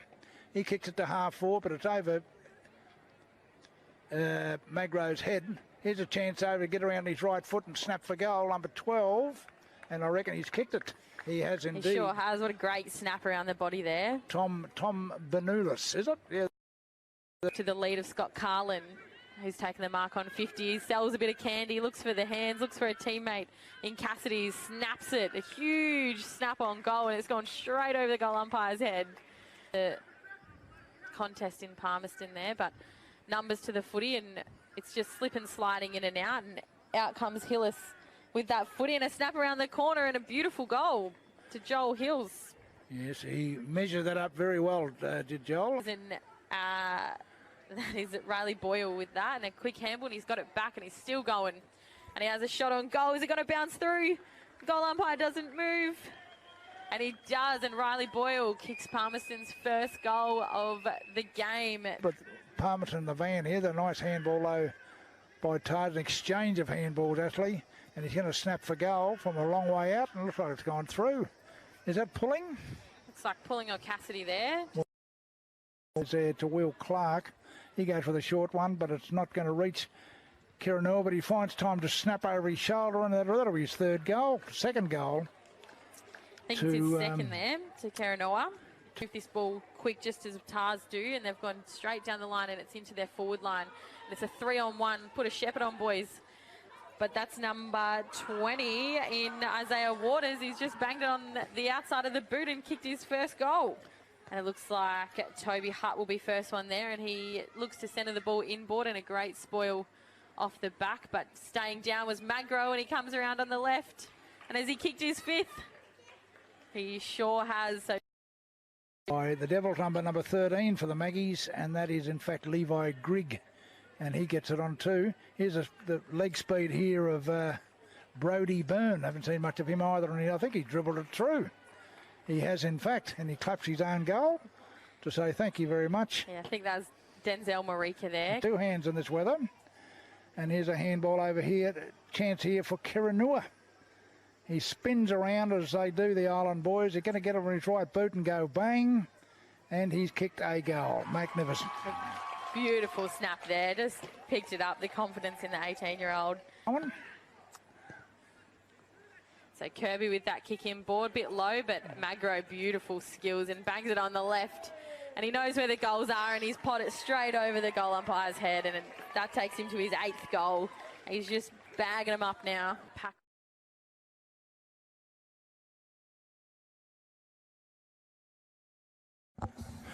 And welcome back here to Nightcliff's Mazda Darwin Mazda Oval for this round 12 clash between Nightcliff and Wanderers. Nightcliff leading beautifully, 7-12-54 to 1 goal, no behind, 6 points. There was a bit of confusion as to whether the siren before half-time was for Lightning or half-time, but it was the half-time break. So we haven't been affected yet by the weather. No, and looks like it's clearing away behind us, so I expect that we'll finish the game as scheduled. So players making their way back into position now, and we discovered that the missing goal kicker for the first goal of that quarter was in fact Brett Kennedy for Nightcliff. So he has 3. He's got 3, yeah. So and the Wanderers bench has got 2 on it because Jones Cavilla looks like he's all right. So at least they've got half of their original 4-man bench. As we mentioned earlier, Shane Thorne out. He hurt himself in the warm-up, so he's been unavailable. And the other one was Henry White, went off with a split webbing, Stewie. Yeah, that's right, off to hospital. So unfortunate. Hopefully both recover quickly and can get back on the field as we're underway now. Marcus Totham gets the clearance, and Bates coming out from half forward takes that mark on the chest, wheels around on his favourite left foot, kicks long in towards full forward. It's slipping on the bounce there all the way into the goal square, and Peris got back, got his hands to it and forced it through for a behind for Wanderers. So an enterprising start for Wanderers. in this second half. Interestingly, that's their first score since about the 5-minute mark of the first quarter. So a thumping kick straight down the middle of the ground. Once again, it was Philo taking the kick in as the ball slips out the back there where Smith-Thompson tried to kick it off the ground, but only as far as a Nightcliff opponent in front of him, and now the pack forms and it'll be a ball up once again. 47 points, the difference between the two sides. So Cox up against Robbins in the ruck contest. The ball at ground level. Hand pass comes out from right, but just missed the target down there. Sweeps over the top. Jackson East throws it on the boot, gets it forward, but Moody cutting across. Zach Moody takes that mark out towards the wing on the outer side of the ground. He drills a pass in, but there's a Nightcliff player sitting on the... Oh, no, it's a Wanderers player sitting on the ground. I think it's Braden Wright. He's in a bit of trouble down there. And in the meantime, Wanderers have worked the ball around the outer side of the ground, and Nathan Arbin's taken a mark between wing and half forward on that outer side. And can I see some slight signs of rain again, Stuart? I can. I'm not sure. Anyway, yeah, kick up in the air, winds underneath it, couldn't control it. Cabillo comes in, he forces it forward, lays the tackle, the ball spills out. Clee swings the hand pass back, a kick over the head was unsuccessful. It's someone tried to go off the ground. Bit of volleyball work in the goal square and some volleyball work with the feet, but eventually it gets rushed through for a behind. Philo again, going for the torp again, and gets it all the way into the centre of the ground and hits the target in Twycross, who's off and running straight away, and in two kicks they've got it down to full forward for Nightcliff, and Cameron Islet picks the ball up, swings around on the right foot, centres it into the corridor about 20 metres out from goal. Tackled without the ball, no free kick paid as the hand pass comes over the top. Twycross gets it by hand off to Dylan Clark, and Clark just swings around and kicks a pretty easy goal from about 20 metres out. Yes, he just tapped it through, really, didn't he? And that's their 8th goal, Stuart. Their 8 goals. 8 goals, 12, I think. 12, 60 to 128. So, yes, you're right. They got it from the back line to the forward line very quickly. Yeah, Philo's taken the last 2 kick-ins and just pounded them right to the centre of the ground. So, yeah, we said he's a penetrating kick. Oh, he's a beautiful kick of a football, young Brodie. And he, on a night like this where the ball's a bit greasy and the weather's not brilliant, nothing like a big tall barrel. That's right, but always the danger of sliding off the side. Well, that's the thing, but no, Brodie's more very efficient. Pretty good control. So with that top, yeah. We're back in the middle. Lewis Robbins doing the ruck work for Nightcliff. Gets it down, but at ground level it's Totham again for Wanderers. Cabillo puts a hand up, bats it down to the ground, and now Jerome Motlop at ground level just burrowing in, trying to get his hands on the ball, but Nightcliff players around him as well, and it's a stalemate once again. Robbins works his way to the front. The ball spills to Cabillo, who swings around on the right boot, kicks high down towards half forward. No one can get their hands to it. Bates runs onto it, tries to punch it forward to his own advantage, but Nathan Brown chopped it off, and he kicks forward. Mark spilt here by Clee. It just slipped out of his hands on his chest and over the boundary line for another throw-in.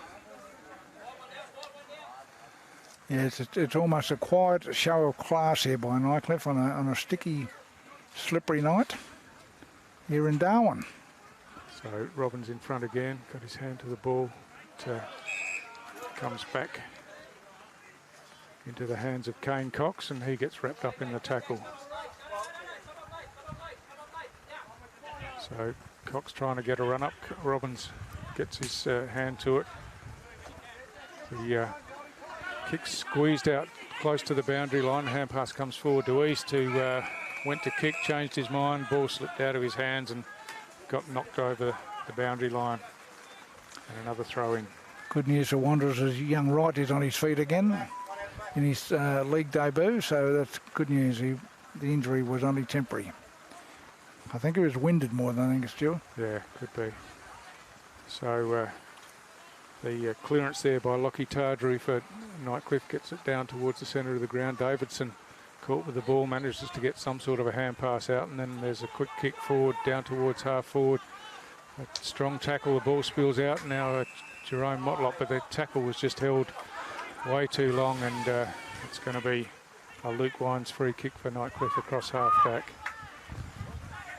So Wines, oh, it slips through the hands there of young Wright and into the hands of Darms, who delivers nicely to Nyhouse down at half forward. Will he have a shot from there? He's looking for options, but no, he's going to go into the middle of the ground.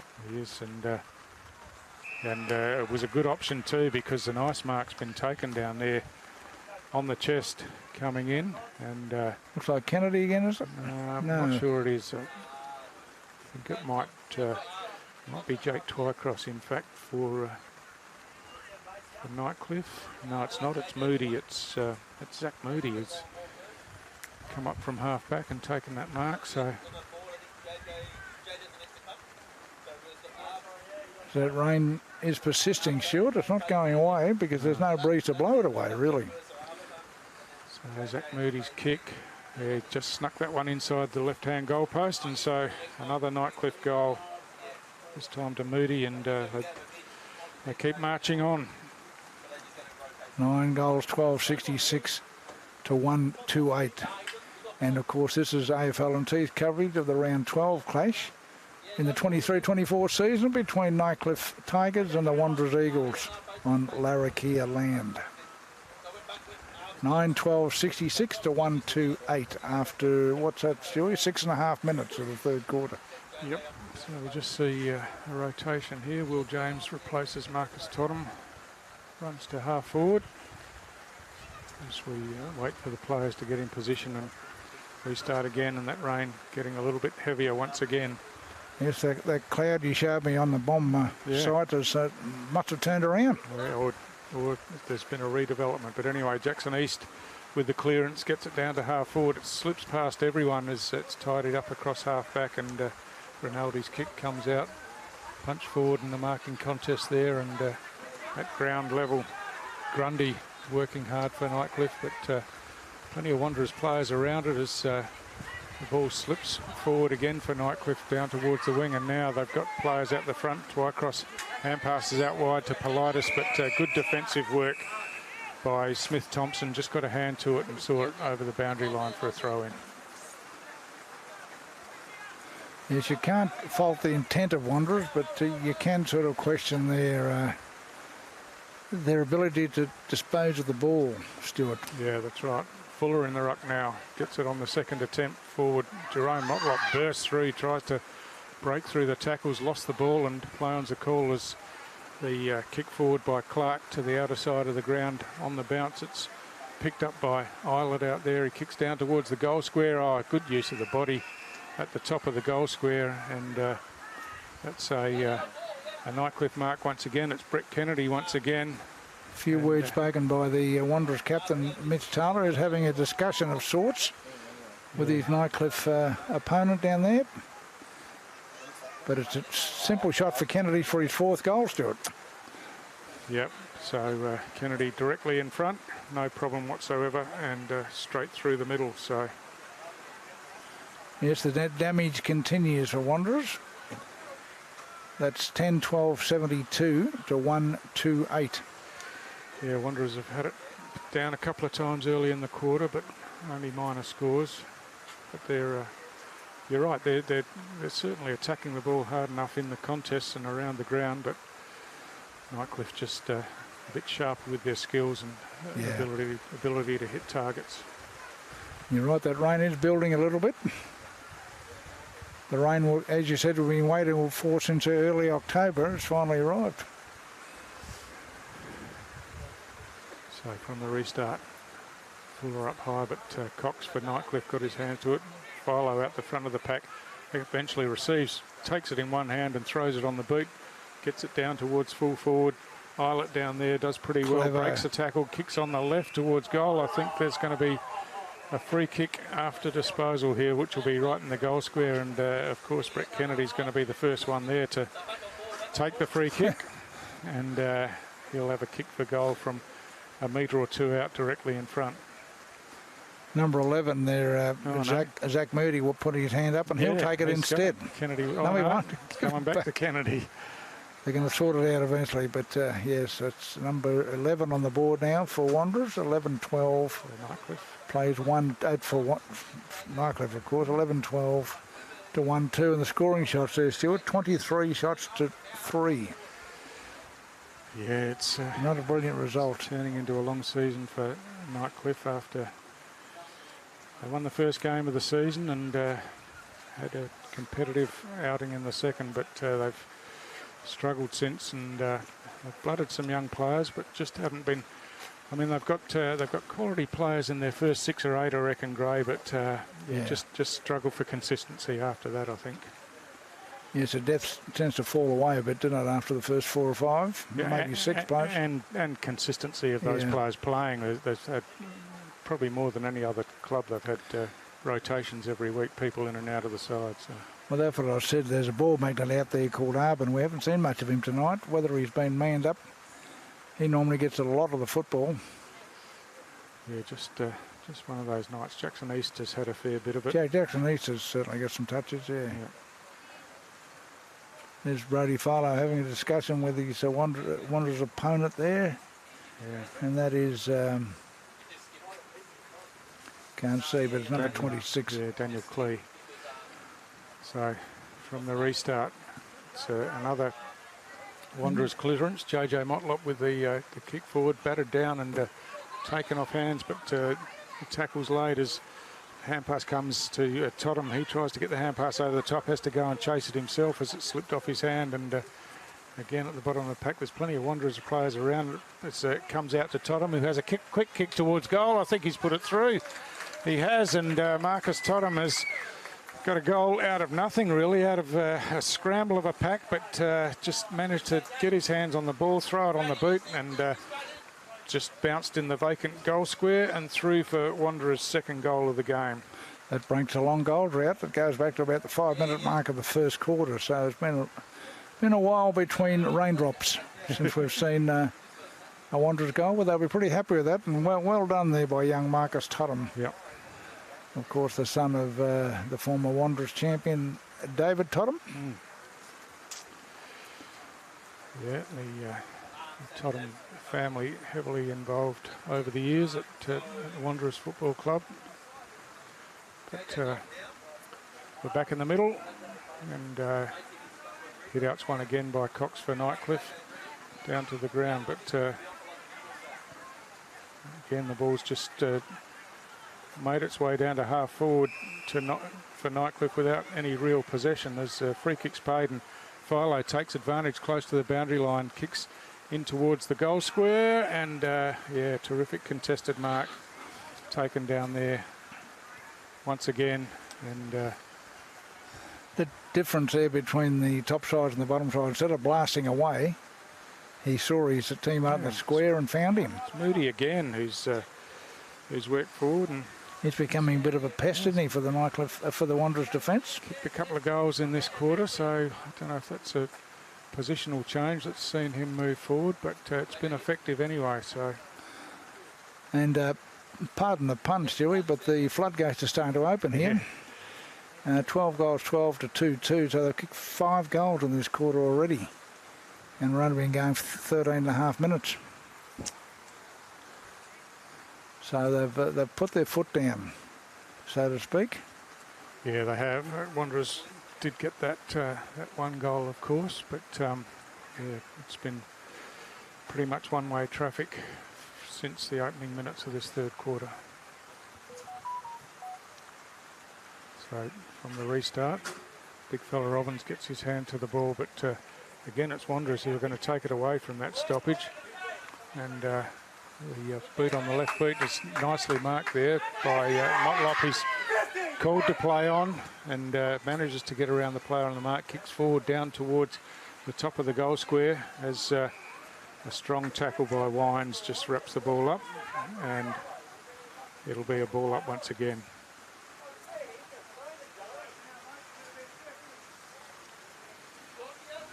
So stoppage just near the top of the goal square for Wanderers. Motlop in there burrowing again, as is Bates. He gets tackled and tackled high this time, so it's going to be a Wanderers free kick. And coming back to have a shot is, in fact, I think it's Jackson number 27. Yeah, Jackson East. He's just about been Wanderers' best player tonight, I would have thought, and he's on himself a free kick within scoring range. And kicks on the way. He started at left and it stayed out to the left, unfortunately, for Wanderers. So an opportunity missed there, and Juster behind once again. So yes, ball brought in quickly to the outer side of the ground as Wines accepts it and trots off, and then kicks long around the outer wing, close to the boundary line. But Wanderers again work it through the hands as a quick kick comes forward, but chopped off down there, and eventually Wanderers break and try to work it through the hands, but just miss the target, and the ball spills over the boundary line again. Yes, they've been very efficient with their ball use most of the night, Nightcliff, and that's with this rain tumbling down as well. I'm sure Coach Lee Crossman, I'm not sure where he is. He might be over the other side of the ground, but just up here. Be very pleased with the east side ball use in this weather. So at ground level, hand pass swooped over the top by Tardrew, but couldn't hit the target, and it's another boundary throw-in. A little bit underrated, Nightcliff, in terms of winning the premiership too, Stuart. There's a lot of talk about Southern Districts and St Mary's and Waratahs, and Nightcliff are probably next in line. So well, it's certainly around the mark, that's for sure. As Politis, certainly around the mark, yeah. Politis gets that kick forward. It's overrun at ground level by Singlipo this time, and ball wrapped up. Umpire giving him plenty of time to try and get it out, but it wasn't coming out of there, and it'll be a ball up again.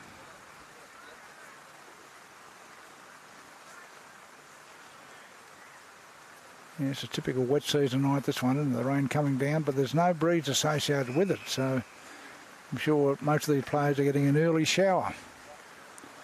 So from that hack kick out of defence was just chopped off by Henderson. He drives it back into the forward half.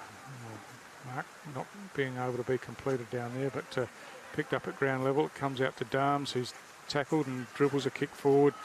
Again, there's plenty of players in and around the ball as the hand pass comes out into some space, and plenty of desperation around the ball as the ball's held in, and it'll be a ball up again. Yes, Nightcliff coming off a hat-trick of flags, of course, from 2019 to 2021. Yeah, the golden period after a long drought Gray. Yeah. So, but yeah, they're as we say, they're in the contest again as that quick kick squirts forward again, but Nightcliff at ground level get it out to Wines as free kick being paid for a bit of a wrestle on the ground now, and some players come in as we try to... Yes, certainly some pushing and shoving going on. The umpire's keeping a close eye on things, but haven't seen any books yet. No, but just need to... One of the umpires did the right thing, just gave it to the player and said, play on. Yeah, that's the way he does so with the hand pass, and the hand pass comes across now as play goes on, and players... And so does the wrestle. Yeah, the ball comes back towards them, unfortunately, as the kick comes out now, and now working back is Ankin. He gets tackled, and the ball spills over the boundary line, and it'll be a throw-in once again.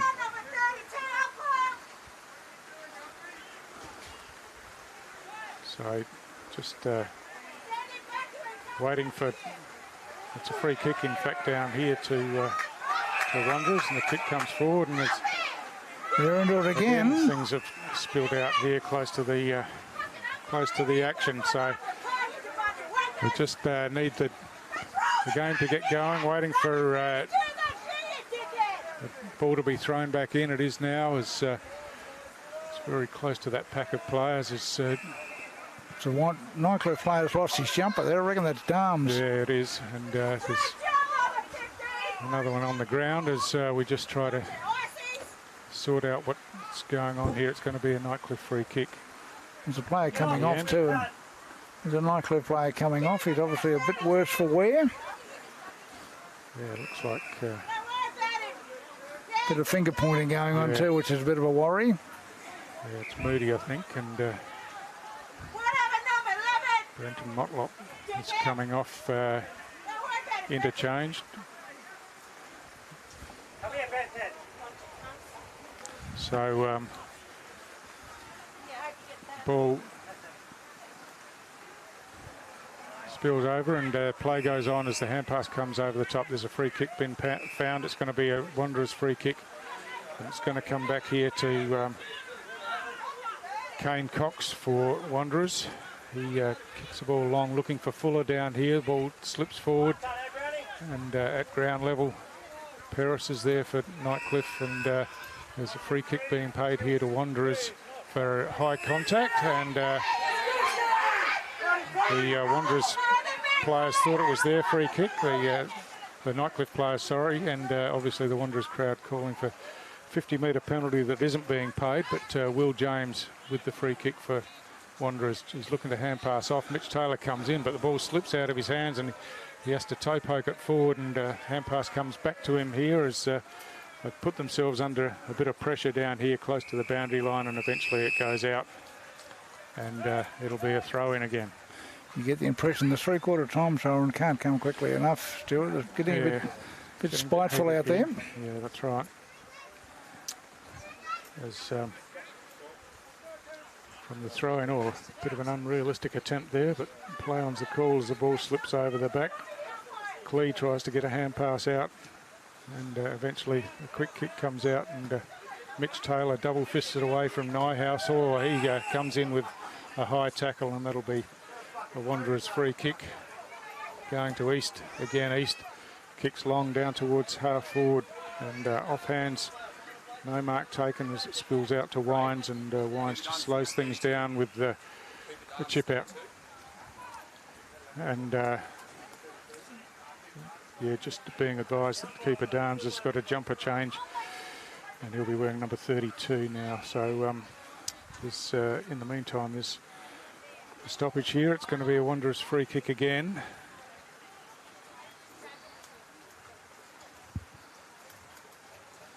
As Ankin hands it off to Matthew Motlop, who kicks long towards the goal square. No mark taken down there, and the ball hits the ground and slides over the boundary line for another throw-in. And there is the brand new 32 jumper for Mr. Darms. After his original jumper got torn, I'm not quite sure how, but Stuart, but yeah. You know, he'll be pleased to have a nice clean jumper on. So from the throw-in, it's a quick clearing kick by Nightcliff. No mark taken, but there's plenty of Wanderers players down there as they try to work it through the hands close to the boundary line in front of the scoreboard. The ball in towards the goal square now is the quick kick away by Tardru, but there's a kick towards goal, and it is a goal. Just Tardru, be a conference on the goal line again. It's a goal. It's a Wanderers goal. Tardru? No, he's a Nightcliff player, Gray. So I'm not sure who it was, but we'll find out shortly. Yeah. Most importantly, it's their 13th goal. They're 13-12. No, it's a Wanderers goal. Gray, it's their third goal. Okay, so it's 12-12 to 3-3. Bit of confusion here as to who's kicking to what end. But a goal to Wanderers, that'll... yeah, so they're second for the quarter. That'll make the supporters club on our left a little bit happier.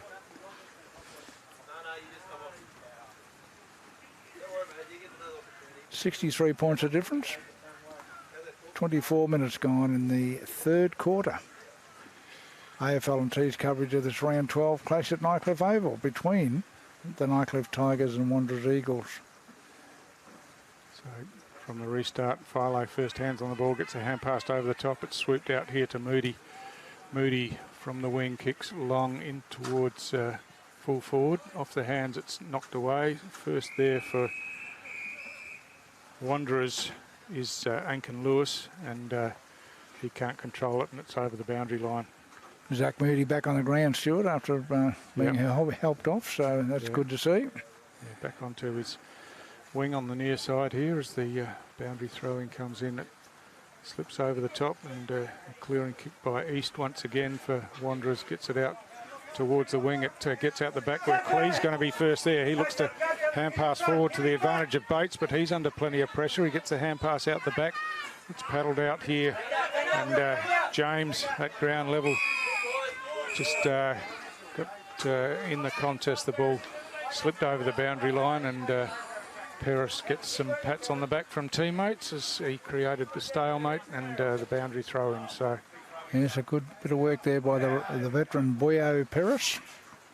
So, reaching over the top, Cox for Nightcliff won the hit out, but through the hands it comes to Arbin. His hand pass slipped off the hand, unfortunately, for Wanderers, and now at ground level it's Scott, picks up cleanly, and he's off and running, kicks the ball in towards half forward. And the mark spilt there by Motlop, gets over the back, but he's first there on the recovery, and kicks up the middle of the ground and finds Davidson at half back. Davidson swings to the outer side of the ground looking for JJ Motlop on the bounce. He takes it and chips the ball back inside into the middle of the ground, which is picked up by James. He hand passes backwards, and now the hand pass comes at ground level to Davidson. He loses a boot, loses his footing, and gets pounced on in the tackle as the siren goes, and yeah, just a bit of a tackle at the end, but nothing in it, and that ends the third quarter, Grey, one that was dominated once again by Nightcliff, who added 5 goals to Wanderers 2. Yes, so it's three-quarter time here at Darwin Mazda Nightcliff Oval, 12-12-84 to 3-3-21, and we'll be back after a short break. Kazali's Palmerston Club. Come and check out our cafe, open 7 days a week. Our kids club is open Wednesday to Sunday nights, including weekend lunchtime. Enjoy hot meals with nightly specials at the bistro, or cold drinks at the sports bar. Feeling lucky? Have a go at the latest machines in our gaming lounge, or grab your mates for a round of pool. Family gatherings or casual meetings, we have something for everyone. Kazali's Palmerston Club, making a difference.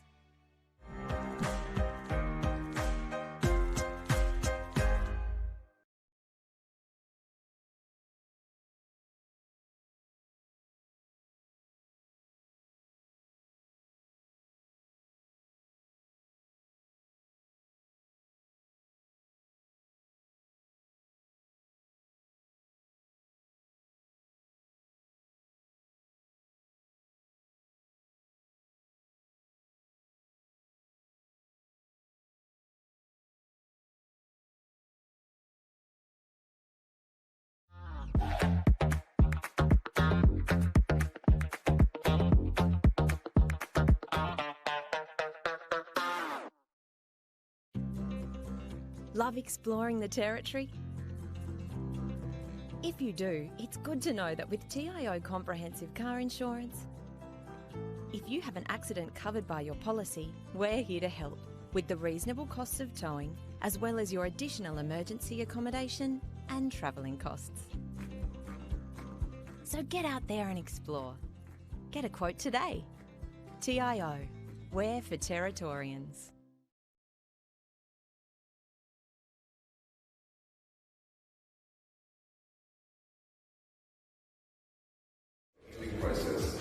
And a bit of constructive talk. I know it's hard, we've been all from the same footy club, but we've come together for this. Show that passion in the NT Guernsey, get in their face.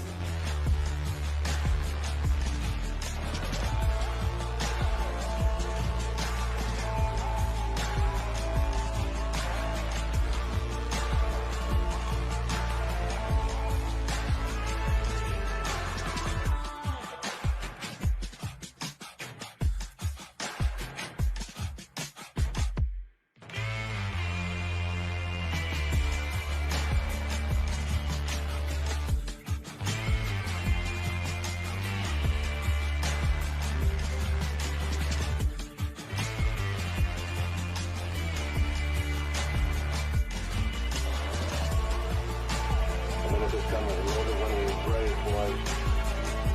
Decides to go for the run. It's a fire. It's a fire.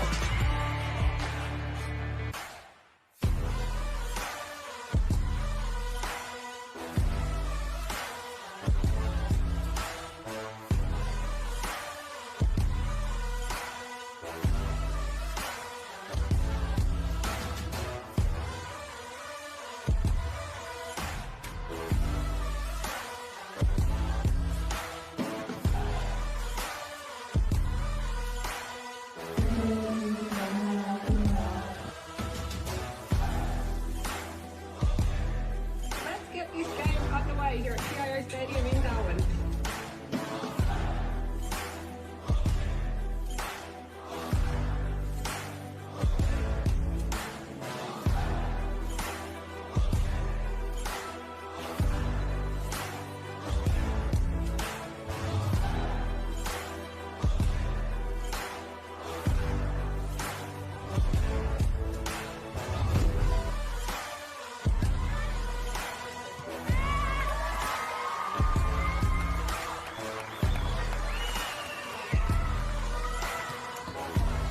The girls played their hearts out, and obviously it's not what we play 666 and 7 on the bench, so it was a little bit different.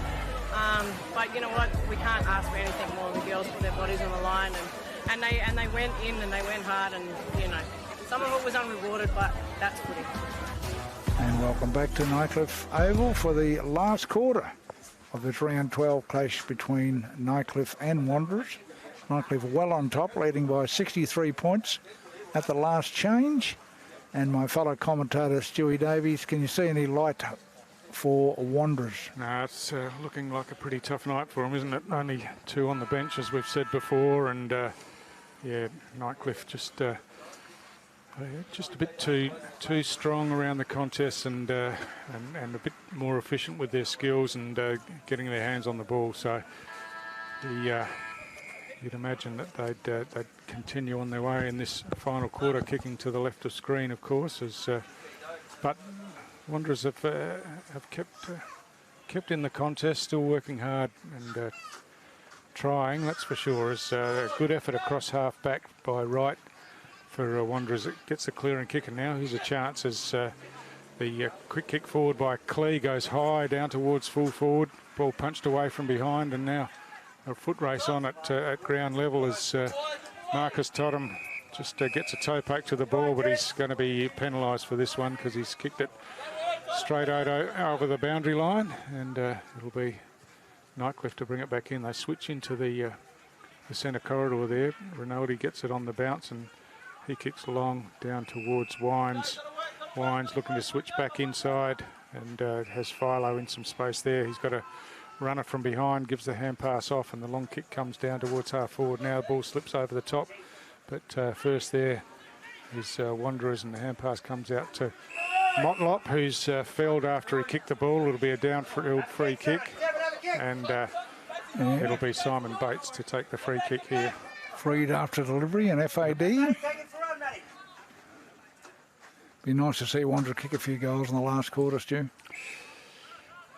Yeah, that's right. Because as I said, the effort has definitely been there. It's just the method, really.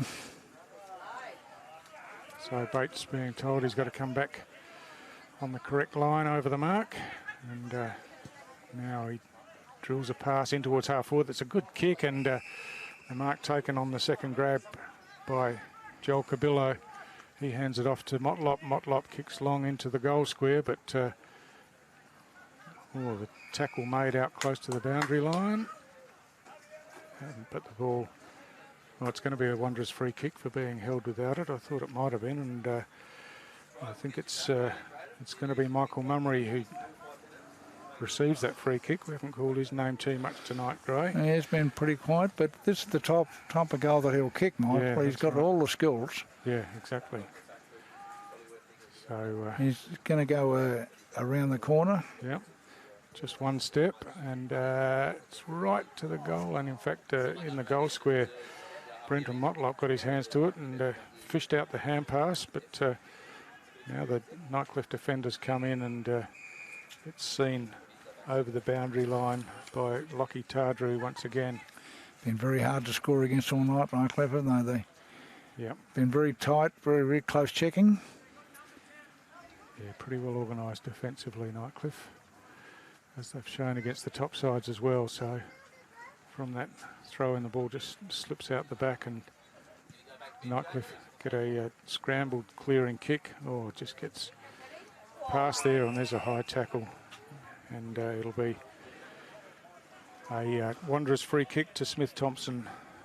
Kevin Smith-Thompson at half forward, and he's just going to kick in long to the top of the goal square. There's a heap of players back there as the ball's punched forward, and again, it's pretty hard to get a clean possession down there with the number of players around the pack.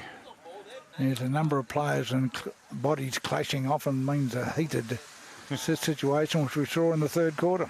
Yeah, that's right. So Nightcliff again managed to get a clearing kick away. Mitch Taylor punches away from behind, and clever hands by Nyhouse out to Darms. Darms drills a kick along looking for Pilot, but there's a high free kick been paid here. Advantage is being paid, and Sing Lippo is going to run onto it here. Yes, the advantage is allowed, and Sing Lippo just waltzes into the goal and kicks the first goal of this final quarter.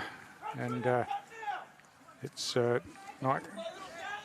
Sing Lippo's second for the game, and extends that Nightcliff lead. Yes, certainly some smart play there. They played to the whistle, and Singh just ran into an open goal. He even looked over his shoulder to make sure the advantage had been paid, and then went in and kicked his second goal. And his team's 13th, Stewie, 13-12 to 3-3. Been going almost 5 minutes in the last quarter of this round 12 game. Brought to you, of course, by the AFLNT. And this game is being played on Larrakia country in Darwin town. So from the restart, Cox against Cox, as again the ball spills. Darms at ground level, just the ball slips out of his hand, and now he comes in and lays the tackle on Clee, and that'll be a ball up once again.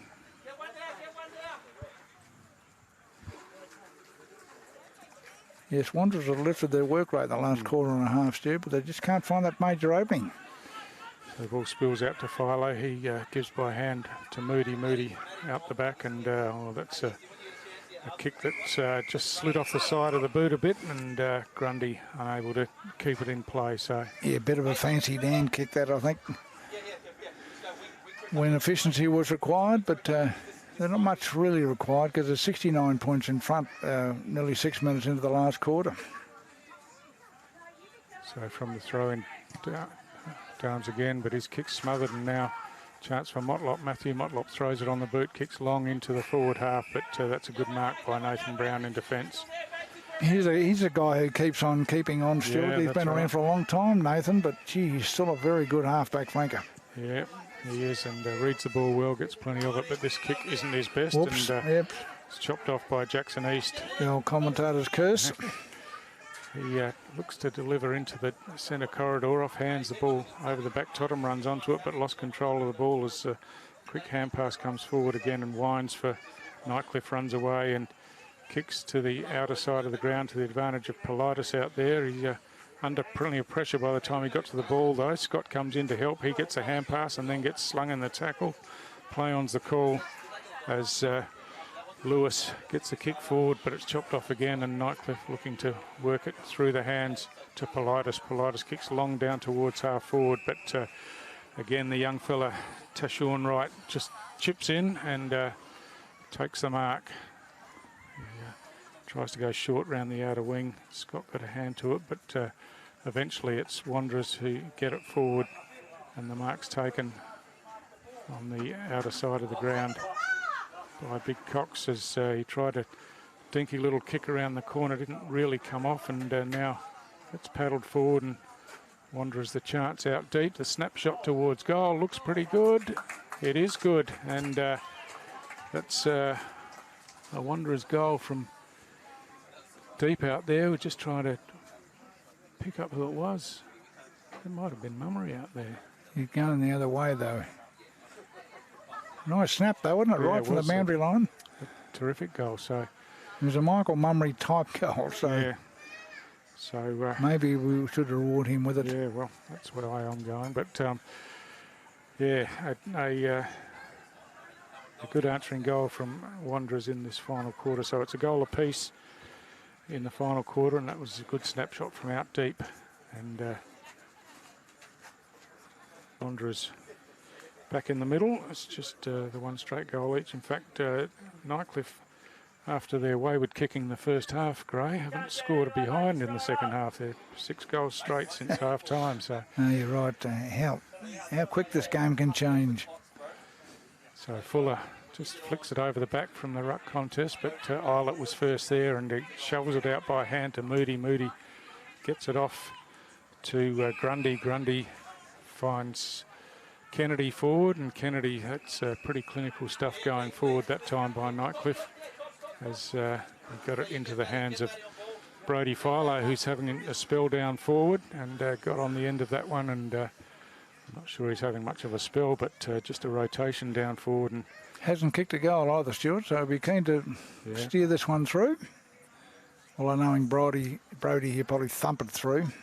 Yeah, it is a thumping kick, and it's gone straight through the middle, so yeah, terrific finish down there, and a great build-up. Started in the centre by Cameron Eilert, got down at the bottom of the pack, fished the hand pass out, and from then on, Nightcliff moved it forward without a Wanderers player getting a hand on it, and Philo finished as we know he can.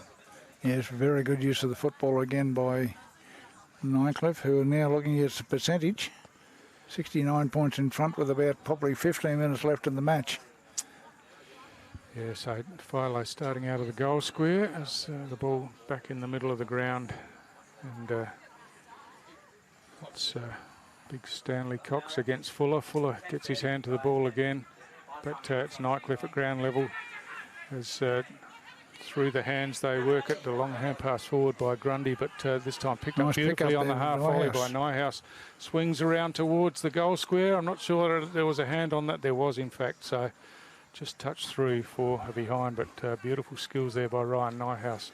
I noticed they like coming down the left side too, Nightcliff, down the left half forward wing position, so that seems to be their main route. Yeah. ROUTE, certainly all night. Mitch Taylor brings the ball in, kicks long down. Nyhouse tries to punch away from behind. The ball spills onto the ground. Politis is first there, takes possession but gets wrapped up by Cabillo. And it'll be a ball up in the middle of the ground. Yes, as I said earlier, Stewie, this is a quiet show of class by Nightcliff, who are certainly in the mix for another premiership. Even though a lot of people have focused, as I said, on St Mary's, Southern Districts and Waratah. So, ball on the ground, the front edge of the square for Nightcliff, picked up by Darms, gets a hand pass across the top to Peris. Peris throws it on the boot, kicks it high, courageously running back. Smart with play. The flight of the ball, but smart play here by young Scott too. He waited instead of rushing at the ball, and now it's a very good chance to goal, and he does. Yeah, clever play, but gee, that was I'm not sure who that Wanderers player was running back with the flight of the ball. It's is he okay? Yeah, looks like just stretching calves now, so yeah, might not be too bad, but yeah, it looked a pretty dangerous situation. And in fact, I think it was Smith Thompson. Who, they're looking at him now. Yeah, just a bit of a limp up, but on the trot now, so I think he's okay. You're right. It can be a dangerous situation that when they run back. Yeah, there's bravery and a bit of unnecessary putting yourself at peril. So you're running into the unknown too. Of course, it could be a collision, could be anything. But that's their 15th goal, Stewie. 15-13 to 4-3. We'll be going 12 minutes in the last quarter.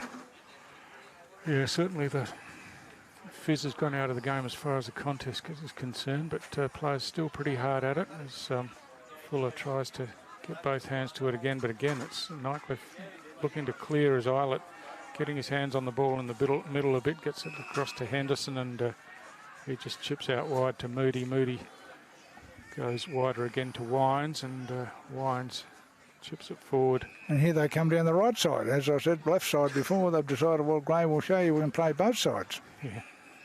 He's been very good, this fellow, too. So the drill pass. As I said that, the kick fell short. Yep, missed the target, and Wanderers tidy up across half-back. Arbin takes a mark on the outer side of the ground, and now looking to deliver down towards half-forward, but coming out of defence first for Nightcliff was Norton. Couldn't control the ball, but Rinaldi at ground level gets a hand pass back to Norton, close to the boundary line, but under pressure from Brenton Motlop. The ball goes over the boundary line for a throw-in. Yeah, so we move in next week, of course, to round 13 of the NTFL season, Stuart. So we're getting close to the finals. Yeah, where's the season gone? We're 12 rounds in already. Just those 6 rounds remaining after this, and plus finals. So the business end of the season approaches as the marks are taken here. But the pass comes into Cameron Islet in the middle of the ground. He switches back to the outer side, and Politis in a bit of space out there runs away and kicks long down towards half forward. The ball punched away from behind by Smith Thompson as it comes out the back to Moody. He goes through the hands to Nyhouse. Looked to hand pass at first, then tried to run around and had his kick smothered over the boundary line. Yes, a bit of overuse of the football then by Nightcliff, a rare occurrence. Means it's out of bounds to be thrown in on their half-forward line. Yeah, in front of the scoreboard on the between the new and the old scoreboard, in fact, as the boundary throw-in comes in, and Scott doing the ruck work for Nightcliff, gets it down in front and then reaches in and picks up the ball, gets it by hand out to Dylan Clark, whose kick bounces inside the boundary line and over for another boundary throw-in. Just on the old scoreboard there too, Stuart, it's great that Nightcliff have left the Mabel Griffin name up there on the old scoreboard. A terrific servant of Nightcliff for many years. So, ball just bouncing loose after that boundary throw, and Peris, the ball spills out of his hands, and now a quick kick comes across into space. First there is Scott for Nightcliff. He tries to duck around, gets caught by the jumper, manages to get a kick forward towards the goal square, but off hands the ball goes over the goal line and touched through for a behind once again. I'd like to see young Scott's background, whether he's come through the junior ranks or been poached from another club, because he's been very smart for a guy of his size. Yeah. He reads the play very well. I'm pretty sure he's come through the juniors at Nightcliff, but okay, we'll check that up. But Wanderers just trying to control the ball in the back half as Ankin Lewis clears down the wing, but Nightcliff all set up behind. Politis took the mark and drills the pass inboard to Clark again. Clark long down, slips through the hands of Sing Lippo, and it gives Wanderers the opportunity to clear as Clee from half back kicks long down the line. Working back was Grundy, but couldn't take the mark. At ground level, it was well done by Wright again, but his hand pass missed the target. Clever hands by Darms once again, gets it out to Islet, who chips the ball inboard. Henderson from half back swings across, gets the hand pass to Wines, and Wines delivers nicely to Moody down in the centre of the ground. He chips over the top, and the mark's taken again by Dylan Clark, who plays on quickly. He's got a player on the lead out there is Sing Lippo, and Sing Lippo in space takes the mark on the chest, and he'll go back and have a set shot for goal. Beyond the 50-metre line or beyond? I think he's inside out yeah. there. It's a bit hard to tell from here with the gradient of the ground, but yeah, I think he's probably about, the player on the mark's probably about 40 metres out. So just getting back to Cameron Idle, who set up this play, he believes there's no such thing as old Father Time. He must be getting to 37, 38 years of age and still playing terrific football. So the kick from Sing Lippo looks pretty good, just kept it near side, so a behind only, yeah. Cameron Islet, we could probably work out his age if we were 37, max. I think he's coming up to 38 in a couple of months' time. So 39 in a couple of months' time, I think.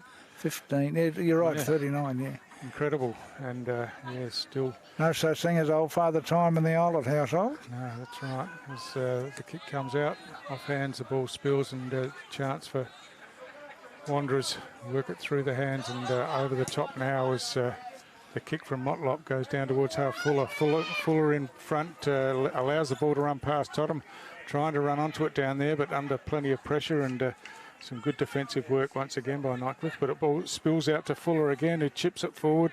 Norton working back there. He's under plenty of pressure from Totham. He's caught with the ball, and the ball.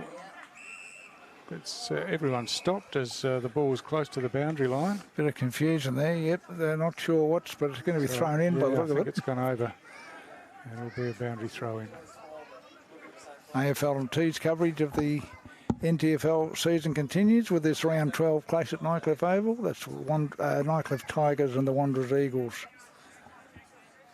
The 23-24 season, Stuart. Yeah, so it's a big 78-point margin now as Nightcliff clear it away from defence. It slips through the hands of Motlop down there as the ball spills out again, and Nyhouse back in the defensive half where he's more accustomed to gets the hand pass out the back, and now Nightcliff just trying to work their way out of defence as eventually a hack kick comes out. It's chopped off nicely down there by Jones Cabillo, and he delivers down looking for Ankin Lewis, but the mark couldn't be taken, and Nightcliff pounce in numbers as Eilert gets wrapped in the tackle. Ball spills out eventually, and hand pass forward is chopped off, and Nightcliff bring it away, and Scott Dorr just spilt the mark, and as he sat underneath that one but recovered well, and hand pass forward. It's paddled forward here by Nightcliff, but the ball underneath, they eventually work it out. Scott picks it up, hand passes out wide here to Grundy. Grundy tries to go forward to Clark. Clark eventually gets to it, gets the hand pass across the top, and now here's a chance for Tardrew for Nightcliff. Swings out, and so he could hook it back across, and had plenty of time, and in the end it was a pretty easy goal to Nightcliff. Yes, very efficient again with their ball use. They're certainly not stopping Wanderers, even though we are at the 20-minute mark of the last quarter. Very good play, and he measured that up beautifully too. Tardieu, he didn't bang away, ran around, got on his right foot and steered it through for goal number 16. And he's first. Yeah, just too much talent across the paddock, Nightcliff, and they've shown that showing no mercy here as they kick their fourth goal for the quarter, and keep working on building that percentage that looks like it'll be very important at the end of the season. Yes, they covered a double chance, but to get that, you've got to finish top three. Yep. And Nightcliff, of course, are fourth on the ladder, although after this, they may be one step higher. What's happened here? 6 in, 6 out, is it? Yeah, Wanderers just had an extra one forward rather than out on the wing here, and JJ Motlop trots out, and we're underway again as Big Clark wins a hit out, and Philo bursting through takes it and now kicks in towards full forward. The ball slips out the back. Mitch Taylor just had trouble controlling it off hands. It spills to Sing Lippo, who snaps at goal, and he kicks another one for Nightcliff here. And yeah, it's all getting a little bit too easily as Sing Lippo kicks, what's that, his third goal, I think. Great. Third goal, and yes, 17 for Nightcliff. That's nearly a 100-point lead at this stage, which I'm sure if we could get a shot of Lee Crossman, we can't, but smile from ear to ear, I'd say. This has been a very good win on a difficult night for football, where tempers have become frayed a little, and the ball will be like a piece of soap as well, but certainly a 90-point lead 22 minutes into the last quarter is exactly what the Tigers needed. Wanderers intense been there, but the method has not. Yeah, just a bit outclassed, I think, as the hit out comes down, and clever work by Jerome Motlop. Just gets it out, and East eventually swings around on his left boot and kicks long down towards the goal square. It's tried to punch forward by the Nightcliff defence as Arbin got tackled to the ground. The ball spilled out, and again there's a scramble forward at ground level as eventually Arbin picks up again. He gets tackled, and he'll be penalised for not disposing of the ball properly, under plenty of pressure down there, and it's a Nightcliff free kick. See, deep in defence to Politis. While we've talked about Nightcliff's scoring ability, Stuart, they've also been terrific in defence. They've got numbers of the ball, used it well, and given their opponents no space at all. As Arbin finds a target, and Rinaldi coming out of defence, he switches wide to the outer side of the ground, and Wines takes the mark. He's often running around that outer side, taps the ball on the ground, didn't have anything he liked going forward, so switches back into the middle of the ground to Cameron Eilert, who goes back to Wines. So just killing some time here at the 23-minute mark of the final quarter, and I think Nightcliff are pretty happy with the night's work and happy to just soak it up and not let Wanderers get their hands on the ball. Yes, as you said, percentage is going to play a pretty important part the last 6 rounds, where we work out who will play in elimination finals and who will play in qualifying finals. Finals football only a month and a bit away, Stu. Yeah, that's right. They'll be coming up in February, of course, and yes, as you said off air earlier, the AFL season approaches as well. So it's all going to be all happening soon, yet, for you Aussie Rules fans. And of course, we've got the big rep game on the 24th of January on a Wednesday night. That's right, should be terrific. Essendon VFL side and NTFL rep side. So if you haven't got your tickets, make sure you do. Get down there, support the boys. A Wednesday night, so something different. Be terrific, I think. Hope to get a big crowd in there and footy in the middle of the week. Yes, the Essendon men and women's VFL sides. So both on the same night. So. Our girls, of course, will be looking to go 2-1 up in rep games. And the men, of course, will be looking for a 3-0 result after they beat Claremont. So the ball spills out here. And, at ground level, it was Cooper Darms who threw it on the left boot, got the kick forward and gets himself on the scoreboard as well. Some reward for him. He's had plenty of possessions tonight and... just about the best player on the ground, you'd think, wouldn't he? Yeah. He's been very, very good. But so has Philo, so has Brett Kenty with his 5 goals. Yeah. Young Sing Lippo, and the one I've been impressed with is young Adrian Scott. Yeah. So there's plenty of good players at Nightcliff. Wanderers have had their tries as well, but as you said, just a little bit lacking in class. As we tick on past 25 minutes, Stuart, how many goals have been kicked this quarter? Yeah, so what have we got? 2, 4, 6 for Nightcliff and 1 for Wanderers. So about 27 minutes will go. It's normally a minute between goals, isn't there? Yep, so Tardru got the hand pass across, but it's Fuller who gets the kick forward for Wanderers down towards half forward, but some clever work from Politis at half back, got his hands to the ball, but hand pass wasn't good as Cabillo swings around and chips the ball in towards half forward. On the bounce, it gets over the top, and there's a chance for Wanderers going forward again, but Mark spilt down there by Henderson. But Nightcliff have got the numbers. Wines gets a hand pass across to Eilert. He loses his footing and then hand still passes forward. Yeah, still finds a target in Rinaldi. He's a freak. But this time chopped off by Cabillo. He's looking to hand pass inboard, gets it to East again. East drills a kick in at ground level, but it just again slips past, and Eilert's there and gets it to Clark, who chips forward, and the ball comes back to Tardru. Tardru with a kick out wide, but too wide, and bounces over the boundary line, and it'll be a throw in once again. Yeah, so they haven't featured in grand finals in the last 2 seasons. Nightcliff, after winning, as I said, a hat-trick. Yep. Of flag, so they'll be pretty keen to get back on to grand final day, which is Saturday, March 16, isn't it? That's right. There's Darms again, another possession, gets it over the top to Grundy. Grundy just gets the kick forward, and the ball spills out the back, and a foot race out the back as working back with it is Clee. Just couldn't take possession initially, and eventually the ball over the back and out of bounds in front of the scoreboard on the outer side of the ground. Which reads Nightcliff 18-15, 123, and Wanderers 4-3-27. That's a 96-point lead, and that's the final siren.